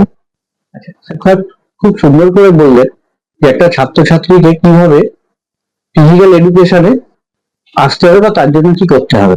স্যারকে আরেকটি রিকোয়েস্ট করবো, ছাত্রছাত্রীরা তো আপনার কথা শুনবেনই, তার মা বাবারা বা পেরেন্টসরা মানে কিভাবে তাদেরকে, মানে কিভাবে এগিয়ে আসবে এই ব্যাপারটা নিয়ে, সেটাও যদি একটু বলেন। মানে তাদের ছেলে মেয়ের মধ্যে তাদেরকে এগিয়ে দেয়া বা এই আপনার সাথে সহযোগিতা করা, মানে যারা স্পোর্টসে আসেন বিভিন্ন স্কুলের স্যারেরা, তাদের সাথে কিভাবে মানে ইন্টারাক্ট করবেন তারা? একটি ছোট্ট মজার উদাহরণ দিয়ে বিষয়টাকে আমি উপস্থাপন করি। যখন ফিজিক্যাল এডুকেশনে পড়াশোনা করতে যাই, তো ওখানকার মানে নর্মাল তো আমরা সাধারণ স্কুলের ছাত্রছাত্রীরা ওখানে গিয়ে আবাসিক হয়ে গেলাম। আবাসিক হয়ে যাওয়ার পর একটা কালচার বা ট্র্যাডিশন চালু হলো যে সকালবেলা উঠে সিনিয়রদেরকে দেখলেই গুড মর্নিং বলা, যখন দেখা হোক টাইম অনুযায়ী তাদেরকে সম্ভাষণ করা, ঠিক আছে, এবং নত হয়ে দাঁড়িয়ে নত হয়ে তাকে সম্মান প্রদর্শন করা। তো এই বিষয়টা ওখানে বাধ্যতামূলক ভাবে করতে হতো, ঠিক আছে। আশা করি সমস্ত জায়গাতে আমরা এটা সবাই মানি আমরা বাড়ির সিনিয়রদের প্রতি। তো একজন ছাত্র বাড়ি থেকে ঘুরে এসে বলতে, জানেন স্যার, আমি বাড়িতে গিয়ে আমার ঠাকুমাকে বললাম গুড মর্নিং, আমার ঠাকুমা আমাকে মাফ করে এলো। যে বাবা, তুমি বাইরে গিয়ে পড়াশোনা শিখে ইংরেজি শিখে গিয়েছো, দিস ইজ দ্য ওয়ে। আমি মনে করি এটাই হচ্ছে সেই যে বাড়ির যে কালচারের মধ্যে ঢোকার একটা প্রবেশ পথ। ওই ছাত্র বা ছাত্রীটা তার অ্যাক্টিভিটি, তার যে অ্যাটিটিউড, তার যে বডি ল্যাঙ্গুয়েজ, তার যে প্রেজেন্টেশন টেকনিকের পরিবর্তন হলো, এই প্রেজেন্টেশন টেকনিকটা কিন্তু বাড়ির বাবা মা সবার প্রথম নজর আন্দাজ করে। বাড়ির আমরা যতই ভাবি যে আমার বাবা মা বুঝতে পারবে না আমি আড়ালে কি করছি, আমার এই বয়স হলেও আমার মায়ের কাছে কিন্তু আমি সেই শিশু।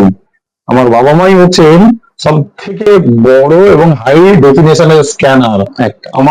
আমাকে দেখলেই, আমার চোখ দেখলে, আমার অ্যাক্টিভিটি, আমার কথোপকথন, আমার চলাফেরা দেখলেই তারা কিন্তু বুঝে যাবেন যে আমার মধ্যে কি কি পরিবর্তন আসছে। এটা গেল একটু উপরের পর্যায়ে। এরপরে বাবা মায়েরা তাহলে ছাত্র বা ছাত্রীর পজিটিভ ডেভেলপমেন্টের জন্য তাদের কি কি কাজ করা উচিত, কোথাও এটাই বলতে চাইছেন। আর নেগেটিভ ডেভেলপমেন্ট তার যদি হয়, গ্রোথ এন্ড ডেভেলপমেন্ট, তাহলে সেটাকে রেকটিফাই করার জন্য কি কি করা উচিত। এইরকম জায়গাতে যদি আপনার প্রশ্নটাকে আমি নিয়ে আসি, আমি প্রথমেই পজিটিভটা বলি, কারণ নেগেটিভ সবসময় তো আমরা পরে আলোচনা করি। পজিটিভ ডেভেলপমেন্টের ক্ষেত্রে বাবা মাকে এই বয়সে সব থেকে বড় যেটা করা দরকার সেটা হচ্ছে সহযোগিতা। কারণ প্রতি মুহূর্তে সময়ের পরিবর্তনে মানুষের কিন্তু চিন্তা ভাবনা বা জানার জায়গাটাতে পরিবর্তন সাধিত হচ্ছে। তাহলে বাবা মা বা পিতামাতা হিসেবে তার সন্তানের বর্তমান সময়ের অ্যাক্টিভিটি সম্বন্ধে হয়তো সরাসরি তারা জানেন না বা জানতে নাও পারেন, কিন্তু কখনোই পেরেন্টসকে এই বিষয়ে প্রেসার দেওয়া উচিত নয় যে আমার সময়তে এইটা হতো, তোমার সময় কেন ওইটা হচ্ছে, এটা তুমি ঠিক করছো না।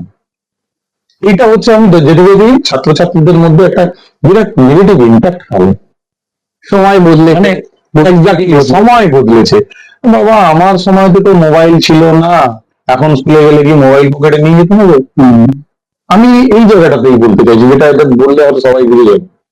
আমি বলছি না, সেটাকে আপনারা মডিফাই করুন, তার চিন্তা ভাবনাটাকে রেক্টিফাই করুন, ঠিক আছে, যে এটা এখনকার সময়ের সঙ্গে সমসাময়িক। আমরা তো অনেকেই, আমি জানি আমারও আগেও, তখন এরকম বাক্স নিয়ে স্কুলে যেতেন, এখন তো পুরো দেখাই হয় না। তাহলে আমি কি বলবো যে আমি বাক্সটা নিয়ে গিয়েছি তখন, তুমি আমার সন্তান হিসাবে এখনকার দিনে দাঁড়িয়ে ওই বাক্স নিয়ে স্কুলে যাও? তাহলে আমাকেও কিন্তু আমার চিন্তা ভাবনাটা আমার সন্তানের সঙ্গে পরিবর্তন করতে হবে। কারণ আমি যদি বুঝতে পারছি আমার ছেলে মেয়ে সঠিক পথে আছে, তার ডেইলি লাইফস্টাইল অ্যাটিটিউড বা তার কালচার বা তার গ্রোথটা ঠিক লেগে যাচ্ছে, তাহলে আমাকেও তার সঙ্গে কিন্তু তাল মিলিয়ে তাকে তার সময় উপযোগী করে চলতে হবে। তো যে সমস্ত ছাত্রছাত্রীর পজিটিভ ডাইমেনশন রয়েছে, তাদের ক্ষেত্রে তাদের পিতামাতার তার যে তৈরি করা ডেলি রুটিনটা, দেখবেন একটা পজিটিভ ছাত্রছাত্রী কিন্তু তার নিজস্ব একটা রুটিন নিজেই ফলো করে চলে। পেরেন্টদের কিন্তু উচিত এই রুটিনটাকে তাকে সহযোগিতা করা পূর্ণ দমে। এটা কিন্তু পরিশ্রম সাধ্য কাজ, মানে শুধু রাজমিস্ত্রি দেওয়াল গাঁথে মানে রাজমিস্ত্রির পরিশ্রম, আর যিনি তাকে সাপ্লাই দেন, প্রোভাইড করেন, তার পরিশ্রম হয় না তা নয়। কিন্তু মানে যিনি প্রোভাইডার বা যিনি সাপ্লাই করছেন তারও কিন্তু প্রচুর মাপের পরিশ্রম হয়, ঠিক আছে। তো এই জায়গাটা ভেরি ভাইটাল। পিতামাতার ভূমিকাটা যথোপযুক্ত বা সময় উপযোগী তার চাহিদাটাকে পরিপূরণ করে দেওয়াটাও কিন্তু একটা গুরুত্বপূর্ণ ভূমিকা। মানে আমার সন্তানের সঙ্গে না আমার একটা ইমোশনাল অ্যাটাচমেন্ট এমন হওয়া উচিত যে ও কখন চাইছে সেটা তো এমনি স্বাভাবিকভাবে বাবা মারা বুঝতে পারেন। ওই সময়ের উপযোগী, ঠিক আছে, সেই ভাবনা, সেই এথিক্স এর জায়গাটাতে আসতে হবে, সেই কন্ট্যাক্টে আসতে হবে, অ্যাস্থেটিক সেন্সে আসতে হবে কিন্তু, হ্যাঁ, তাহলে দেখবেন একটা সুমধুর সম্পর্ক তৈরি হয়ে যাবে। ঠিক আছে, আমি যদি দেখি যে আমার খুব মাঠে আমি খুব পরিশ্রম করছি, মাঠে খেলা চালাচ্ছি, আমি বিরতির সময়তে আমি দেখছি আমি জলটা না চাইতেই একজন আমার জন্য জল নিয়ে দৌড়ে আছে, দেখবেন তার জন্য আমার সহানুভূতি বেড়ে যাবে, যে বাবা বাহ, ঠিক। সারা ইন্টার প্রোগ্রামটাতে আমি তো একবার ওকে জল চাইনি, কিন্তু ও ঠিক জানে কখন জলটা নিয়ে আসতে হবে। ঠিক আছে, আবার আমাকে জল দিতে দিতে, স্যার একটা বিস্কুট খাবেন, অনেকক্ষণ তো মাঠে খাচ্ছেন, আমি একটা বিস্কুট আপনার জন্য নিয়ে এসেছি। এই যে সহানুভূতিটা, ও কিন্তু এটা ফিল করেছে। এই সহযোগিতাটা কিন্তু যদি পেরেন্টস করেন না কোনো পজিটিভ ছাত্রছাত্রী, তাহলে ছাত্রছাত্রী নির্দিষ্ট মানে খুব সুন্দরভাবে এগোবে। এবারে আসছে নেগেটিভ। নেগেটিভ আমি যে বললাম অ্যাডোলেসেন্ট পিরিয়ডের, তাদের হচ্ছে এখন যে তারা, তাদের যে বন্ধু বান্ধব, তারা যে সমাজের মধ্যে তারা বড় হয়ে উঠছে, আমি তো আর সেই সমাজ বদলাতে পারবো না। ঠিক আছে, সুতরাং তার যে ডেলি অ্যাক্টিভিটির মধ্যে মডিফিকেশন করতে হবে, টেকনিক্যালি বেশ কিছু মডিফিকেশন, তার জন্য বেশ কিছু হয়তো জানা মানুষেরও সাহায্য নেওয়ার প্রয়োজন হলেও হতে পারে। তার ফুড, তার ধরুন দেখবেন লেট নাইট স্লিপ, অনেক রাত্রি করে ঘুমোচ্ছে, ঠিক আছে, বা তার বিহেভিয়ারাল পরিবর্তন হচ্ছে, সেই পরিবর্তনগুলোকে তখন কি করতে হয়, আমাদের সেগুলোকে অ্যাসিস্ট করতে হয়। মানে আমি বলতে চাইছি আহ যেটা যেমন আপনি আহ ধরুন কি বলবো, একটা বাসন বাসন যদি বেঁকে যায়, আপনি তো আর লোহার হাতুড়ি দিয়ে আপনি সোজা করবেন না, কাঠের হাতুড়ি দিয়ে। আবার লোহার জিনিস যদি বেঁকে যায়, তাকে সোজা করার জন্য তো কাঠের হাতুড়ি ব্যবহার করবেন না, লোহার হাতুড়ি। যে জায়গাটাতে ঠিক যেমনটি প্রয়োজন তার ডেলি অ্যাক্টিভিটির সঙ্গে, তাকে কিন্তু সবসময় নেগেটিভ ইম্প্যাক্টে কথা বললেও কিন্তু শুধরাবে না। তো ও এটা করছে, তুমি এটা করছো না, ও সকালে উঠছে, তুমি সকালে উঠছো না, ও প্রচুর পড়াশোনা করছে, তুমি করছো না, এরকম নয় ম্যাটারটা। আমি দেখেছি, মানে এটা খুব কার্যকরী, এটা কমনই ব্যাপার। অনেক বাবা মা বলে না, আমার ছেলেটা না ভালো পড়াশোনা করতে পারে না, ও চঞ্চল হয়ে যায়, তাই জন্য আমি ওর সঙ্গে রাত জেগে বসে থাকি। This is the right way. সেই আমার ছেলে বা মেয়েটি যদি দেখে যে আমার মা আমার সঙ্গে, বাবা আমার বাবাও আমার সঙ্গে রাত্রি জেগে পত্রিকা পড়ছে বা বই পড়ছে বা পেপার পড়ছে বা কোনো বই পড়ছে, সে এমনি পড়বে, সে এমনি বদলাতে বাধ্য। আমি যদি তখন মোবাইল ঘাঁটি, সে জীবনে পড়বে না। আমি যদি টিভি দেখি, সে কখনো পড়বে না। আমিও রাত জেগে রাখি কিন্তু, আচ্ছা, আমি মানুষকে বলছি, বাবা আমিও তো আমার সন্তানের সঙ্গে রাত জেগে থাকছি, কিন্তু কোনো পরিবর্তনই হচ্ছে না। পরিবর্তনটা এরকম ভাবে আনতে হবে, নেগেটিভ ইম্প্যাক্ট যেগুলো হচ্ছে তাকে পজিটিভে নিয়ে আসার জন্য। আমি তো বললাম দুটো জায়গাতে কিন্তু একই পরিশ্রম, ঠিক আছে, একই রকম। ভালো যে ছেলেটি যে পড়াশোনা করছে, তার সঙ্গে যদি কিন্তু পেরেন্টস কে রাত জাগতে হয়, তখনও কিন্তু পেরেন্টস কে একই কাজ করতে হবে। আমার ছেলে ভালো পড়াশোনা করছে এই মানে না, ঠিক আছে আমি না পড়লেও হবে, আমি টিভি দেখলেও হবে না। কারণ এই অবস্থাটা না খুব চঞ্চল একটা, কারণ মানে বিজ্ঞানীরা তো বলে গেছেন এই সময়টা ঝড়ঝঞ্ঝার সময়, প্রচন্ড চঞ্চল অস্থির। এরা মানে এই বয়সটা ভাবনা চিন্তাটা করতে শিখেছে, কিন্তু এখনো এনাদের মধ্যে মানে এই বয়সটার মধ্যে না ডিসিশন মেকিং এবিলিটিটা তৈরি হয়নি। এটা হচ্ছে আস্তে আস্তে তৈরি হচ্ছে। একটা ছোট মানে মাথা দিয়েই কথাটা বলছি। এই যেটা বললেন না যে সন্তানরা অন্যদিকে মন চলে যাচ্ছে বা কথা শুনছে না, তো একটা খুব কমন এখন হয়েছে কাউন্সিলিং, হয়তো শুনতে পাবেন, বা বিভিন্ন ডাক্তারি জায়গাতেও দেখছি যে কাউন্সিলিং করানো হয়। এটা আপনি কতটা ঠিক বলে মনে করেন, বা এটা কি সত্যি প্রয়োজন? কাউন্সিলিং শব্দটার সঙ্গে মানে আমরা এত এই শব্দগুলোকে না, মানে শারীরিক শিক্ষায় মানে মানে আমি অন্যরকম ভাবে বুঝি না। শারীরিক শিক্ষায় আমাদের একটা বিষয়, মানে আমাদের একটা কথা বলা হয় আমাদের, সেটা হচ্ছে আমাদেরকে শারীরিক শিক্ষায় শব্দ বিক্রি করে খেতে হয়। আচ্ছা, এই শব্দগুলো ভেরি ভাইটাল, এই যে health and well being, wellness, এরকম নানান আমাদেরকে যে শব্দ নিয়ে নাড়াচাড়া করতে হয়। তা সেই জায়গাটাতে না কাউন্সিলিং একটা শব্দ। কাউন্সিলিং কোন যুগে হতো না আপনি বলুন আমাকে? সমস্ত সময়তেই তো আমরা চাই তো যে প্রত্যেকে ভালো মানুষ হোক। ভালো মানুষ হওয়ার সুবাদে আগে বলতো যে বয়স্ক মানুষটি জ্ঞান দিচ্ছে, আর যদি এখন আমি কাউন্সিলিং শব্দ আছে আমি বলি না যে জ্ঞান দিচ্ছে মানে কাউন্সিলিং। কাউন্সিলিংটা খুব গুরুত্বপূর্ণ, এটা তো সাইন্টিফিক। কাউন্সিলিং কিন্তু সাইন্টিফিক। একদম বিজ্ঞানসম্মত কাউন্সিলিংটা। আমার মনে হয় এই কাউন্সিলিংটা আমি এই আমার জ্ঞানে আমি বলবো না যে আমি 100% রাইট সবসময়। কাউন্সিলিংটা ওই পরিবারের মধ্যে যতজন আছে প্রত্যেকে কিন্তু সহযোগিতা করতে হবে। আমার ছেলে বিপথে বা মেয়ে বিপথে যাচ্ছে বলে শুধু তার কাউন্সিলিং হবে, আমি তো বিপথে যাই, আমি তো ঠিক পথে আছি না, আমার মনে হয় না। আমার মনে হয় এই কাউন্সিলিং প্রক্রিয়াতে না ওই ফ্যামিলিতে যারা তার ক্লোজ প্রত্যেকেই কিন্তু অংশ নিতে হবে। মানে আমি একটা ছোট আপনার আগেকার কথা দিয়ে বলি, আপনি যেটা বলছিলেন যে রাত্রিবেলা যখন পড়াশোনা করছে তখন তার বাবা বা মাকে সেও রাত যাচ্ছে, বাবা বা মা, কিন্তু বই না পড়ে হয়তো মোবাইল দেখছে। আপনি এই জায়গাটাই হয়তো বলতে চাইছেন, মানে ছাত্র না পেরেন্টস, ছাত্র তো পড়ছে কিন্তু পেরেন্টস মোবাইল দেখছে, করা যাবে না। এই কাউন্সিলিংটাই হয়তো আপনি বলতে এক্স্যাক্টলি এরকমই আসবে, এগুলোই আস্তে আস্তে আসছে। আমি এই শব্দটার হয়তো ছোট ছোট ছোট ছোট ব্যাখ্যা আমি আগেও দিয়ে গিয়েছি, ঠিক আছে? তো উভয়েরই একদম যেটা ধরলেন, আমারই ধরতে দেরি হলো, উভয়েরই একদম এই কাউন্সিলিং পার্টে কিন্তু অংশগ্রহণ করা দরকার। আমি কাউন্সিলিং শব্দটা কিন্তু শুধু বিপক্ষে যাওয়ার জন্য নয়, আমাদের নিজেদের, আমি সত্যি বলছি, মানে আমি জানি না দর্শক বা আপনারা বিশ্বাস করবেন কিনা, আমি যখন প্রচুর প্রেশারের মধ্যে থাকি আমি হয়তো ডাক্তারের কাছে যাই না, যারা আমার সিনিয়র বা যারা আরো এক্সপার্ট আমার থেকে, বা যারা হয়তো আমার থেকে পজিশনে হয়তো নিচু স্তরে আছে বাট সে ফ্রি, তার অ্যাক্টিভিটি ফ্রি, আমি তাকে গিয়ে জিজ্ঞেস করি, বাবা আমার এরকম রাগ হচ্ছে কেন, বা আমি কাজটা করতে পারছি না কেন, তুমি আমাকে এমন কিছু বুদ্ধি দাও যাতে আমার মধ্যে উদ্দীপনাটা বাড়ে, আমি আবার সুন্দর করে কাজ করতে পারি।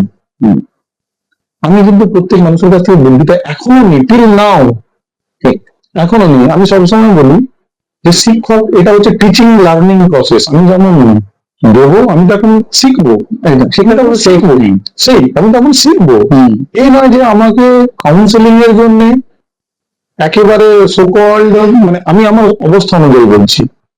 তো আমি বিভিন্ন মানুষের কাছ থেকে ইনফরমেশন গুলো নিই যখন আমি নিজের প্রবলেমে পড়ি, মেন্টাল প্রবলেমে আমি যখন পড়ি, প্রচন্ড প্রেসারে পড়ি, কারণ বিরাট বিরাট গুরু দায়িত্ব তো একটা সময়টা আছে, মানে যেদিনকার ইডেনে খেলা হচ্ছে সেদিনকার ইডেনের গুরু দায়িত্ব যিনি আছেন তার কি অবস্থায় ভেবে রয়েছে, এরকম একটা ম্যাটার।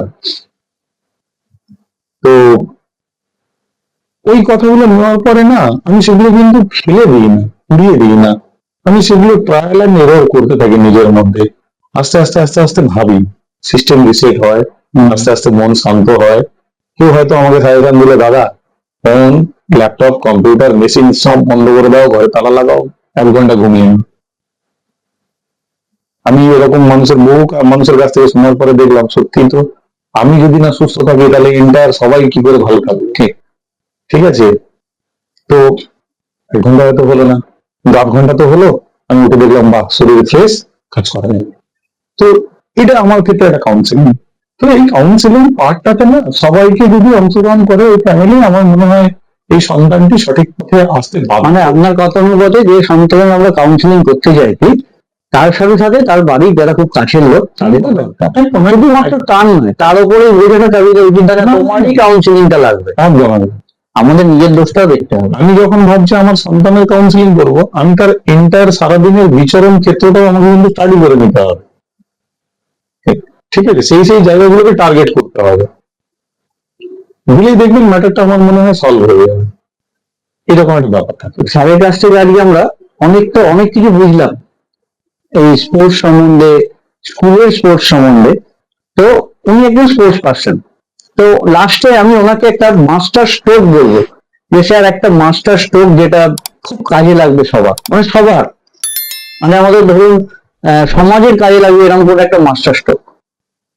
যদি একটা শব্দে আমাকে এই মাস্টার স্ট্রোক অর্থে যাই, আমি সবার প্রথম সবাইকে একটা কথা বলবো যে নিজেকে এমন ভাবে তৈরি করতে হবে, রোজ একটি কথা নিজেকে আওড়াতে হবে যে আমাকে ভালো মানুষ হতে হবে, আমাকে সমাজের একজন হতে হবে। তার জন্য আমায় যেখানে এগোনোর দরকার সেখানে আমি এগোবো, যেখানে দুপা পিছনের দরকার আমি সেখানে পিছবো, কিন্তু সবার আগে নিজেকে ভালো মানুষ তৈরি হতেই হবে, না হলে আমরা কোনো কার্যক্ষেত্রে সফল হতে পারবো বলে আমার এটা আমি নিজের জেদ, মানে নিজেকে একদম নিজের জেদ সেটা, মানে এইভাবে করতে গেলে সে নিজের লক্ষ্যে হতে পৌঁছাবেই, একদম পৌঁছাতে বাধ্য সেই মানুষটি। ঠিক। স্যারের কথা আমাদের হয়তো জীবনে চলার পথে ভীষণভাবে কাজে লাগবে। তো কিভাবে লক্ষ্য পূর্ণ করতে হবে, স্যার তো স্পোর্টস এই ডিভিশনে অনেক কিছু বললেন। আচ্ছা, শেষ করার আগে স্যারের থেকে যেমন তো মাস্টার স্ট্রোক একটা স্যার দিলেন, এরপরে আমরা জানবো আমাদের যে চ্যানেলের যে নামকরণ লক্ষ্য পূরণের দিশারি, এইটা নিয়ে স্যার যদি কিছু একটু বলেন। একদম, আমি এই চ্যানেলটির নামকরণ দেখে মানে এই শব্দ নিয়ে আমি খেলতে খুব ভালোবাসি। আচ্ছা, এই লক্ষ্য, এই মানুষের, বিভিন্ন মানুষের কাছে মানে সংজ্ঞা হিসাবে একই, কিন্তু ব্যাখ্যা বিভিন্ন মানুষের কাছে বিভিন্ন রকম। ঠিক, এই লক্ষ্য হচ্ছে আমার শারীরিক শিক্ষার যদি আমি ব্যাখ্যা দিয়ে বলি, আমার লক্ষ্য অলিম্পিকে গোল্ড মেডেল লাভ করা। লক্ষ্য সবার কিন্তু একই। একদম। এই লক্ষ্য পূরণের জন্য যে উদ্দেশ্য, মানে যে ধাপ, যে প্রসিডিওর, সেই প্রসিডিওর যে বা যিনি বা যারা ফলো করবেন তারাই কিন্তু সেই লক্ষ্য পূরণ করতে পারবেন।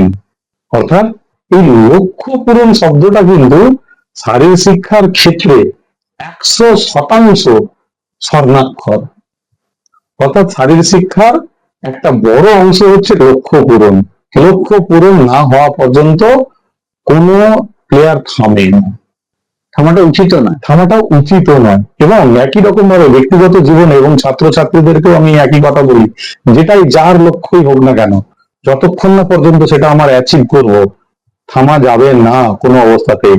আর যেহেতু ছাত্রছাত্রী শব্দ, যেহেতু আমি শিক্ষক এবং পড়াশোনা যেহেতু মূল বিষয়, মূল একটাই বিষয় হচ্ছে পড়াশোনা, এবং সেই পড়াশোনাতে ভালো ফল করে দেখাতে হবেই। একটু একদম শেষে গিয়ে কথাটা বলি, আগে বললে কথাটা ভালো লাগবে না। পড়াশোনাতে 100 হলেও তার একটা অবস্থান থাকে, কিন্তু খেলাধুলাতে 1 হতে হবে। খেলাধুলাতে 100 হলে তার অবস্থানটা আমরা সবাই বুঝতে পারছি।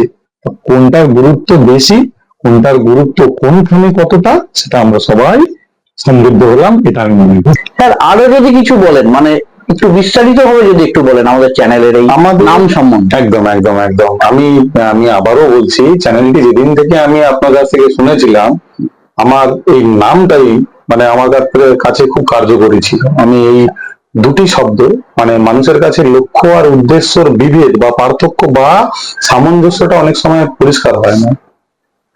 লক্ষ্যটা পূরণের জন্য যে উদ্দেশ্য বা যে পদ্ধতি মানুষকে অবলম্বন করতে হয়, সেইটার সঠিক পথ অবলম্বন করাটাই হচ্ছে সঠিক লক্ষ্যে পৌঁছানোর ফলাফল। হিমালয় পর্বত, আপনি বিভিন্ন পথ দিয়ে কিন্তু আপনি এভারেস্টের চূড়ায় যেতে পারেন, কিন্তু সেই পথগুলো নির্দিষ্ট। আপনাকে যদি সঠিক লক্ষ্যে পৌঁছাতে হয়, তাহলে আপনার উদ্দেশ্য বা সিঁড়ির ধাপগুলো কিন্তু সঠিক করতে হবে আপনাকে। এটাই হচ্ছে লক্ষ্য পূরণের সব থেকে বড় একটা অংশ। স্যার আপনি তো হিমালয়ের মতো অনেক বড় একটা ব্যাপার বলে দিলেন। হিমালয়টা অনেক বড়, আমাদের লোকের ঘরে যেটা সাধারণ সবাই, মানে এটা আমাদের সবার ক্ষেত্রেই ঘটে, এটা একটা ছোট উদাহরণ দিন, মানে একদম যাদের লোকের ঘরে ঘরে ঘটে এরকম একটা ব্যাপার। শিশু সুলভ গল্প দিয়ে বলি তাহলে, একটা ছোট্ট একদম ছোট্টবেলার গল্প। এখন গরম তো এসেই গিয়েছে, গরমের সময়টা কয়েকদিন পরে হয়তো আমটাম হবে। মায়েরা বিভিন্ন রকম বাজার থেকে, মানে বাড়ির প্রত্যেক মায়েরা, প্রত্যেক বাড়ির কমন মায়েরা আমটাম নিয়ে এসে বিভিন্ন রকমের আচার করেন, টক আচার, মিষ্টি আচার, বিভিন্ন রকম। কিন্তু মারা কিন্তু ফ্যামিলিতে প্রত্যেকটা ব্যক্তি বা ব্যক্তিদের ফ্লেভার বোঝেন, কে কি পছন্দ করেন, সেই অনুযায়ী কিন্তু মা কিন্তু একদম যত্ন করে সুন্দর করে সেই ফ্লেভারের আচার বানান। এবং সামনে গরমের ছুটি এসে যাবে, গরমের ছুটিতে প্রথম কাজই হচ্ছে এই আচারটি খেতে চাইলে তো মা প্রথমেই বলবে যে না, কারণ আচারটি একসঙ্গে প্রিপেয়ার হচ্ছে, কারণ এটা through out of the year চলবে। তো সেক্ষেত্রে হয়তো সেটাকে যদি সঠিকভাবে না নার্চার করা যায়, তাহলে হয়তো খারাপ হয়ে যাওয়ার একটা প্রবাবিলিটি থাকে। তো কিন্তু আমাদের মনের মধ্যে তো লোভ, এটা তো মানুষের একটা প্রবৃত্তির মধ্যেই থাকে, এবং একটা ভালো গুণই আমি তো মনে করি। ঠিক আছে, মানে আপনি যে বলছেন আমার মুখে জল আসছে একদম মানে আচার নামটা শুধু হয়তো দর্শকদেরও আসছে একদম তবু গোটা ব্যাপারটা স্যার থেকে একটু তো একদম মানে সব সময় আমরা সতর্ক থাকতাম যে কখন আচারটি ওখান থেকে তার টেস্টটা তার ঘ্রাণটা নেব, ঠিক আছে, এটা হচ্ছে আমার লক্ষ্য, এই টেস্টটা নেওয়া বা এর ঘ্রাণটা নেওয়া, এটা হচ্ছে আমাদের লক্ষ্য ছিল, এই যে লোভ যে ব্যাপারটা। তো সে কারণেই আমরা সব সময়তে মোটামুটি সময়টাকে মানে বিরাট ক্যালকুলেশন, রকেট সায়েন্সের মতন ক্যালকুলেশন করতে হতো যে কখন বাড়িতে দুপুরে খাওয়া দাওয়া হয়ে যাবে, কখন মা আমাদের ঘুম পাড়িয়ে দেবে, কিন্তু আমি ঘুমাবো না, তারপরে মা কখন হয়তো একটু রেস্ট নেবে বা ঘুমাবে, তখন আমাকে উঠে পড়তে হবে, এবং কোথায় আচারটি রেখেছে সেটা সকাল থেকে নজরে রাখতে হবে, তার জিওগ্রাফিক্যাল লোকেশন জিপিএস ট্র্যাক করে রাখতে হবে তাকে, এবং সেই মতো করে আচারটি সেখান থেকে নেওয়ার জন্য ধীরে ধীরে গুটি গুটি পায় বাড়ি থেকে বেরোনো, এবং সিঁড়ির ধাপ ভেঙে ছাদে যাওয়া, সেখান থেকে আচারটি বার করে এমন সুচতুর কৌশলে আচারটিকে আবার রেখে দেওয়া যেন পরবর্তীকালে মা কোনো অবস্থাতেই বুঝতে না পারেন যে এখান থেকে আচার কমে গেছে বা আচারটা এখান থেকে সরানো হয়েছে। শুধু এখানে শেষ নয়, আচার খাওয়ার পরে যে পাত্রে আচারটাকে তুলে নিয়ে খাওয়া হবে সেই পাত্রটার সুন্দরভাবে পরিষ্কার করে ধুয়ে সযত্নে জায়গা মতো রেখে দেওয়া, এবং আমার মুখের অবয়ব থেকে কোনো অংশেই যেন না কেউ বুঝতে পারে যে আমি আচারটি খেয়েছি। এই যে টোটাল প্রসিডিওর, এইটা হচ্ছে আমার লক্ষ্য ছিল আচারটা খাওয়া। উদ্দেশ্যটা হচ্ছে আমাকে এই এতগুলো প্রসিডিওর যদি আমি সুচতুর কৌশলে মেনটেন করি তাহলে আমি মায়ের কাছে দোকান খাবো না। আর যদি আমার উদ্দেশ্যতে কোথাও ভুলভ্রান্তি হয়ে থাকে তাহলে তো খুব স্বাভাবিক, এটা আমরা সবাই সব সময় পেয়ে এসেছি, মায়ের কাছে তো ধরা পড়তেই হবে, মায়ের কাছে আমার কোনো উদ্দেশ্যই কিন্তু সঠিক নয়। মানে লক্ষ্য পূরণের দিশারি চ্যানেলটি আমরা হয়তো নামকরণ করেছিলাম কিন্তু ব্যাখ্যাটা স্যার কিন্তু খুব সহজভাবে খুব ভালোভাবে উপস্থাপনা করলেন, খুব ভালো লাগলো স্যার। স্যার খুব ভালো করে বললেন, ওটা ব্যাপারটা আমাদের খুব শিক্ষণীয়, স্যার হিসাবে আমাদের অনেকটা হয়তো কাজে লাগবে। আমাদের লক্ষ্য পূরণের দিশারি চ্যানেলটি এরকম বিভিন্ন গুণী ব্যক্তিকে নিয়ে যারা আপনাদের সবার লক্ষ্য পূরণ করতে সাহায্য করবে। স্যার যেটা এইমাত্র বললেন যে যতক্ষণ না লক্ষ্যটা পূর্ণ হচ্ছে আমাদের কিন্তু লেগে থাকতে হবে। হ্যাঁ, আর আমাদের চ্যানেলের উদ্দেশ্য হচ্ছে এই আপনার লক্ষ্য পূরণের জন্য যেটুকু যদি 1% আপনাকে আমরা হেল্প করতে পারি তাহলে চ্যানেলটা সার্থকতা। কিন্তু আপনারা কিন্তু শুধু দেখছেন, চ্যানেলটিকে দেখছেন, আমরাও সেটা বুঝতে পারছি, অনেকে দেখছেন, কিন্তু সাবস্ক্রাইবটা কিন্তু অবশ্যই করবেন, কমেন্টস করবেন। কমেন্টস না করলে কিন্তু আমরা বুঝতে পারবো না আপনাদের ভালো লাগছে কোন ভিডিওটা নিয়ে আরো কিছু এগোতে হবে। যেমন স্যারের ভিডিওটা যদি ভালো লাগে আপনারা বলবেন, স্যারকে আমরা নিয়ে এসে আরো, আপনারা যদি বলেন এই বিষয়ে জানতে, তাহলে নিশ্চয়ই স্যারকে একদিন ডেকে সেই বিষয় নিয়ে আলোচনা করা যাবে। কিন্তু কমেন্টস না করলে তো আমরা বুঝতে পারছি না কার ভেতরে আছে, মানুষকে সমৃদ্ধ কর। একদম এটা কিন্তু করতে হবে। সাবস্ক্রাইবটাও করুন, তাহলে আমরা বুঝতে পারবো আমাদের চ্যানেলটা আপনাদের কতটা ভালো লাগছে। এটাও তো একটা ব্যাপার যে কতটা ভালো লাগছে আমরা কি করে বুঝবো, সেটা সাবস্ক্রাইবের মাধ্যমে আমরা বুঝতে পারবো। লাইক করুন, সাবস্ক্রাইব করুন, কমেন্ট করুন। এই বলে আমরা স্যারের সাথে এত সুন্দর একটা সন্ধ্যা শেষ করছি। সবাই ভালো থাকবেন। সবাইকে নমস্কার, শুভরাত্রি। শুভরাত্রি।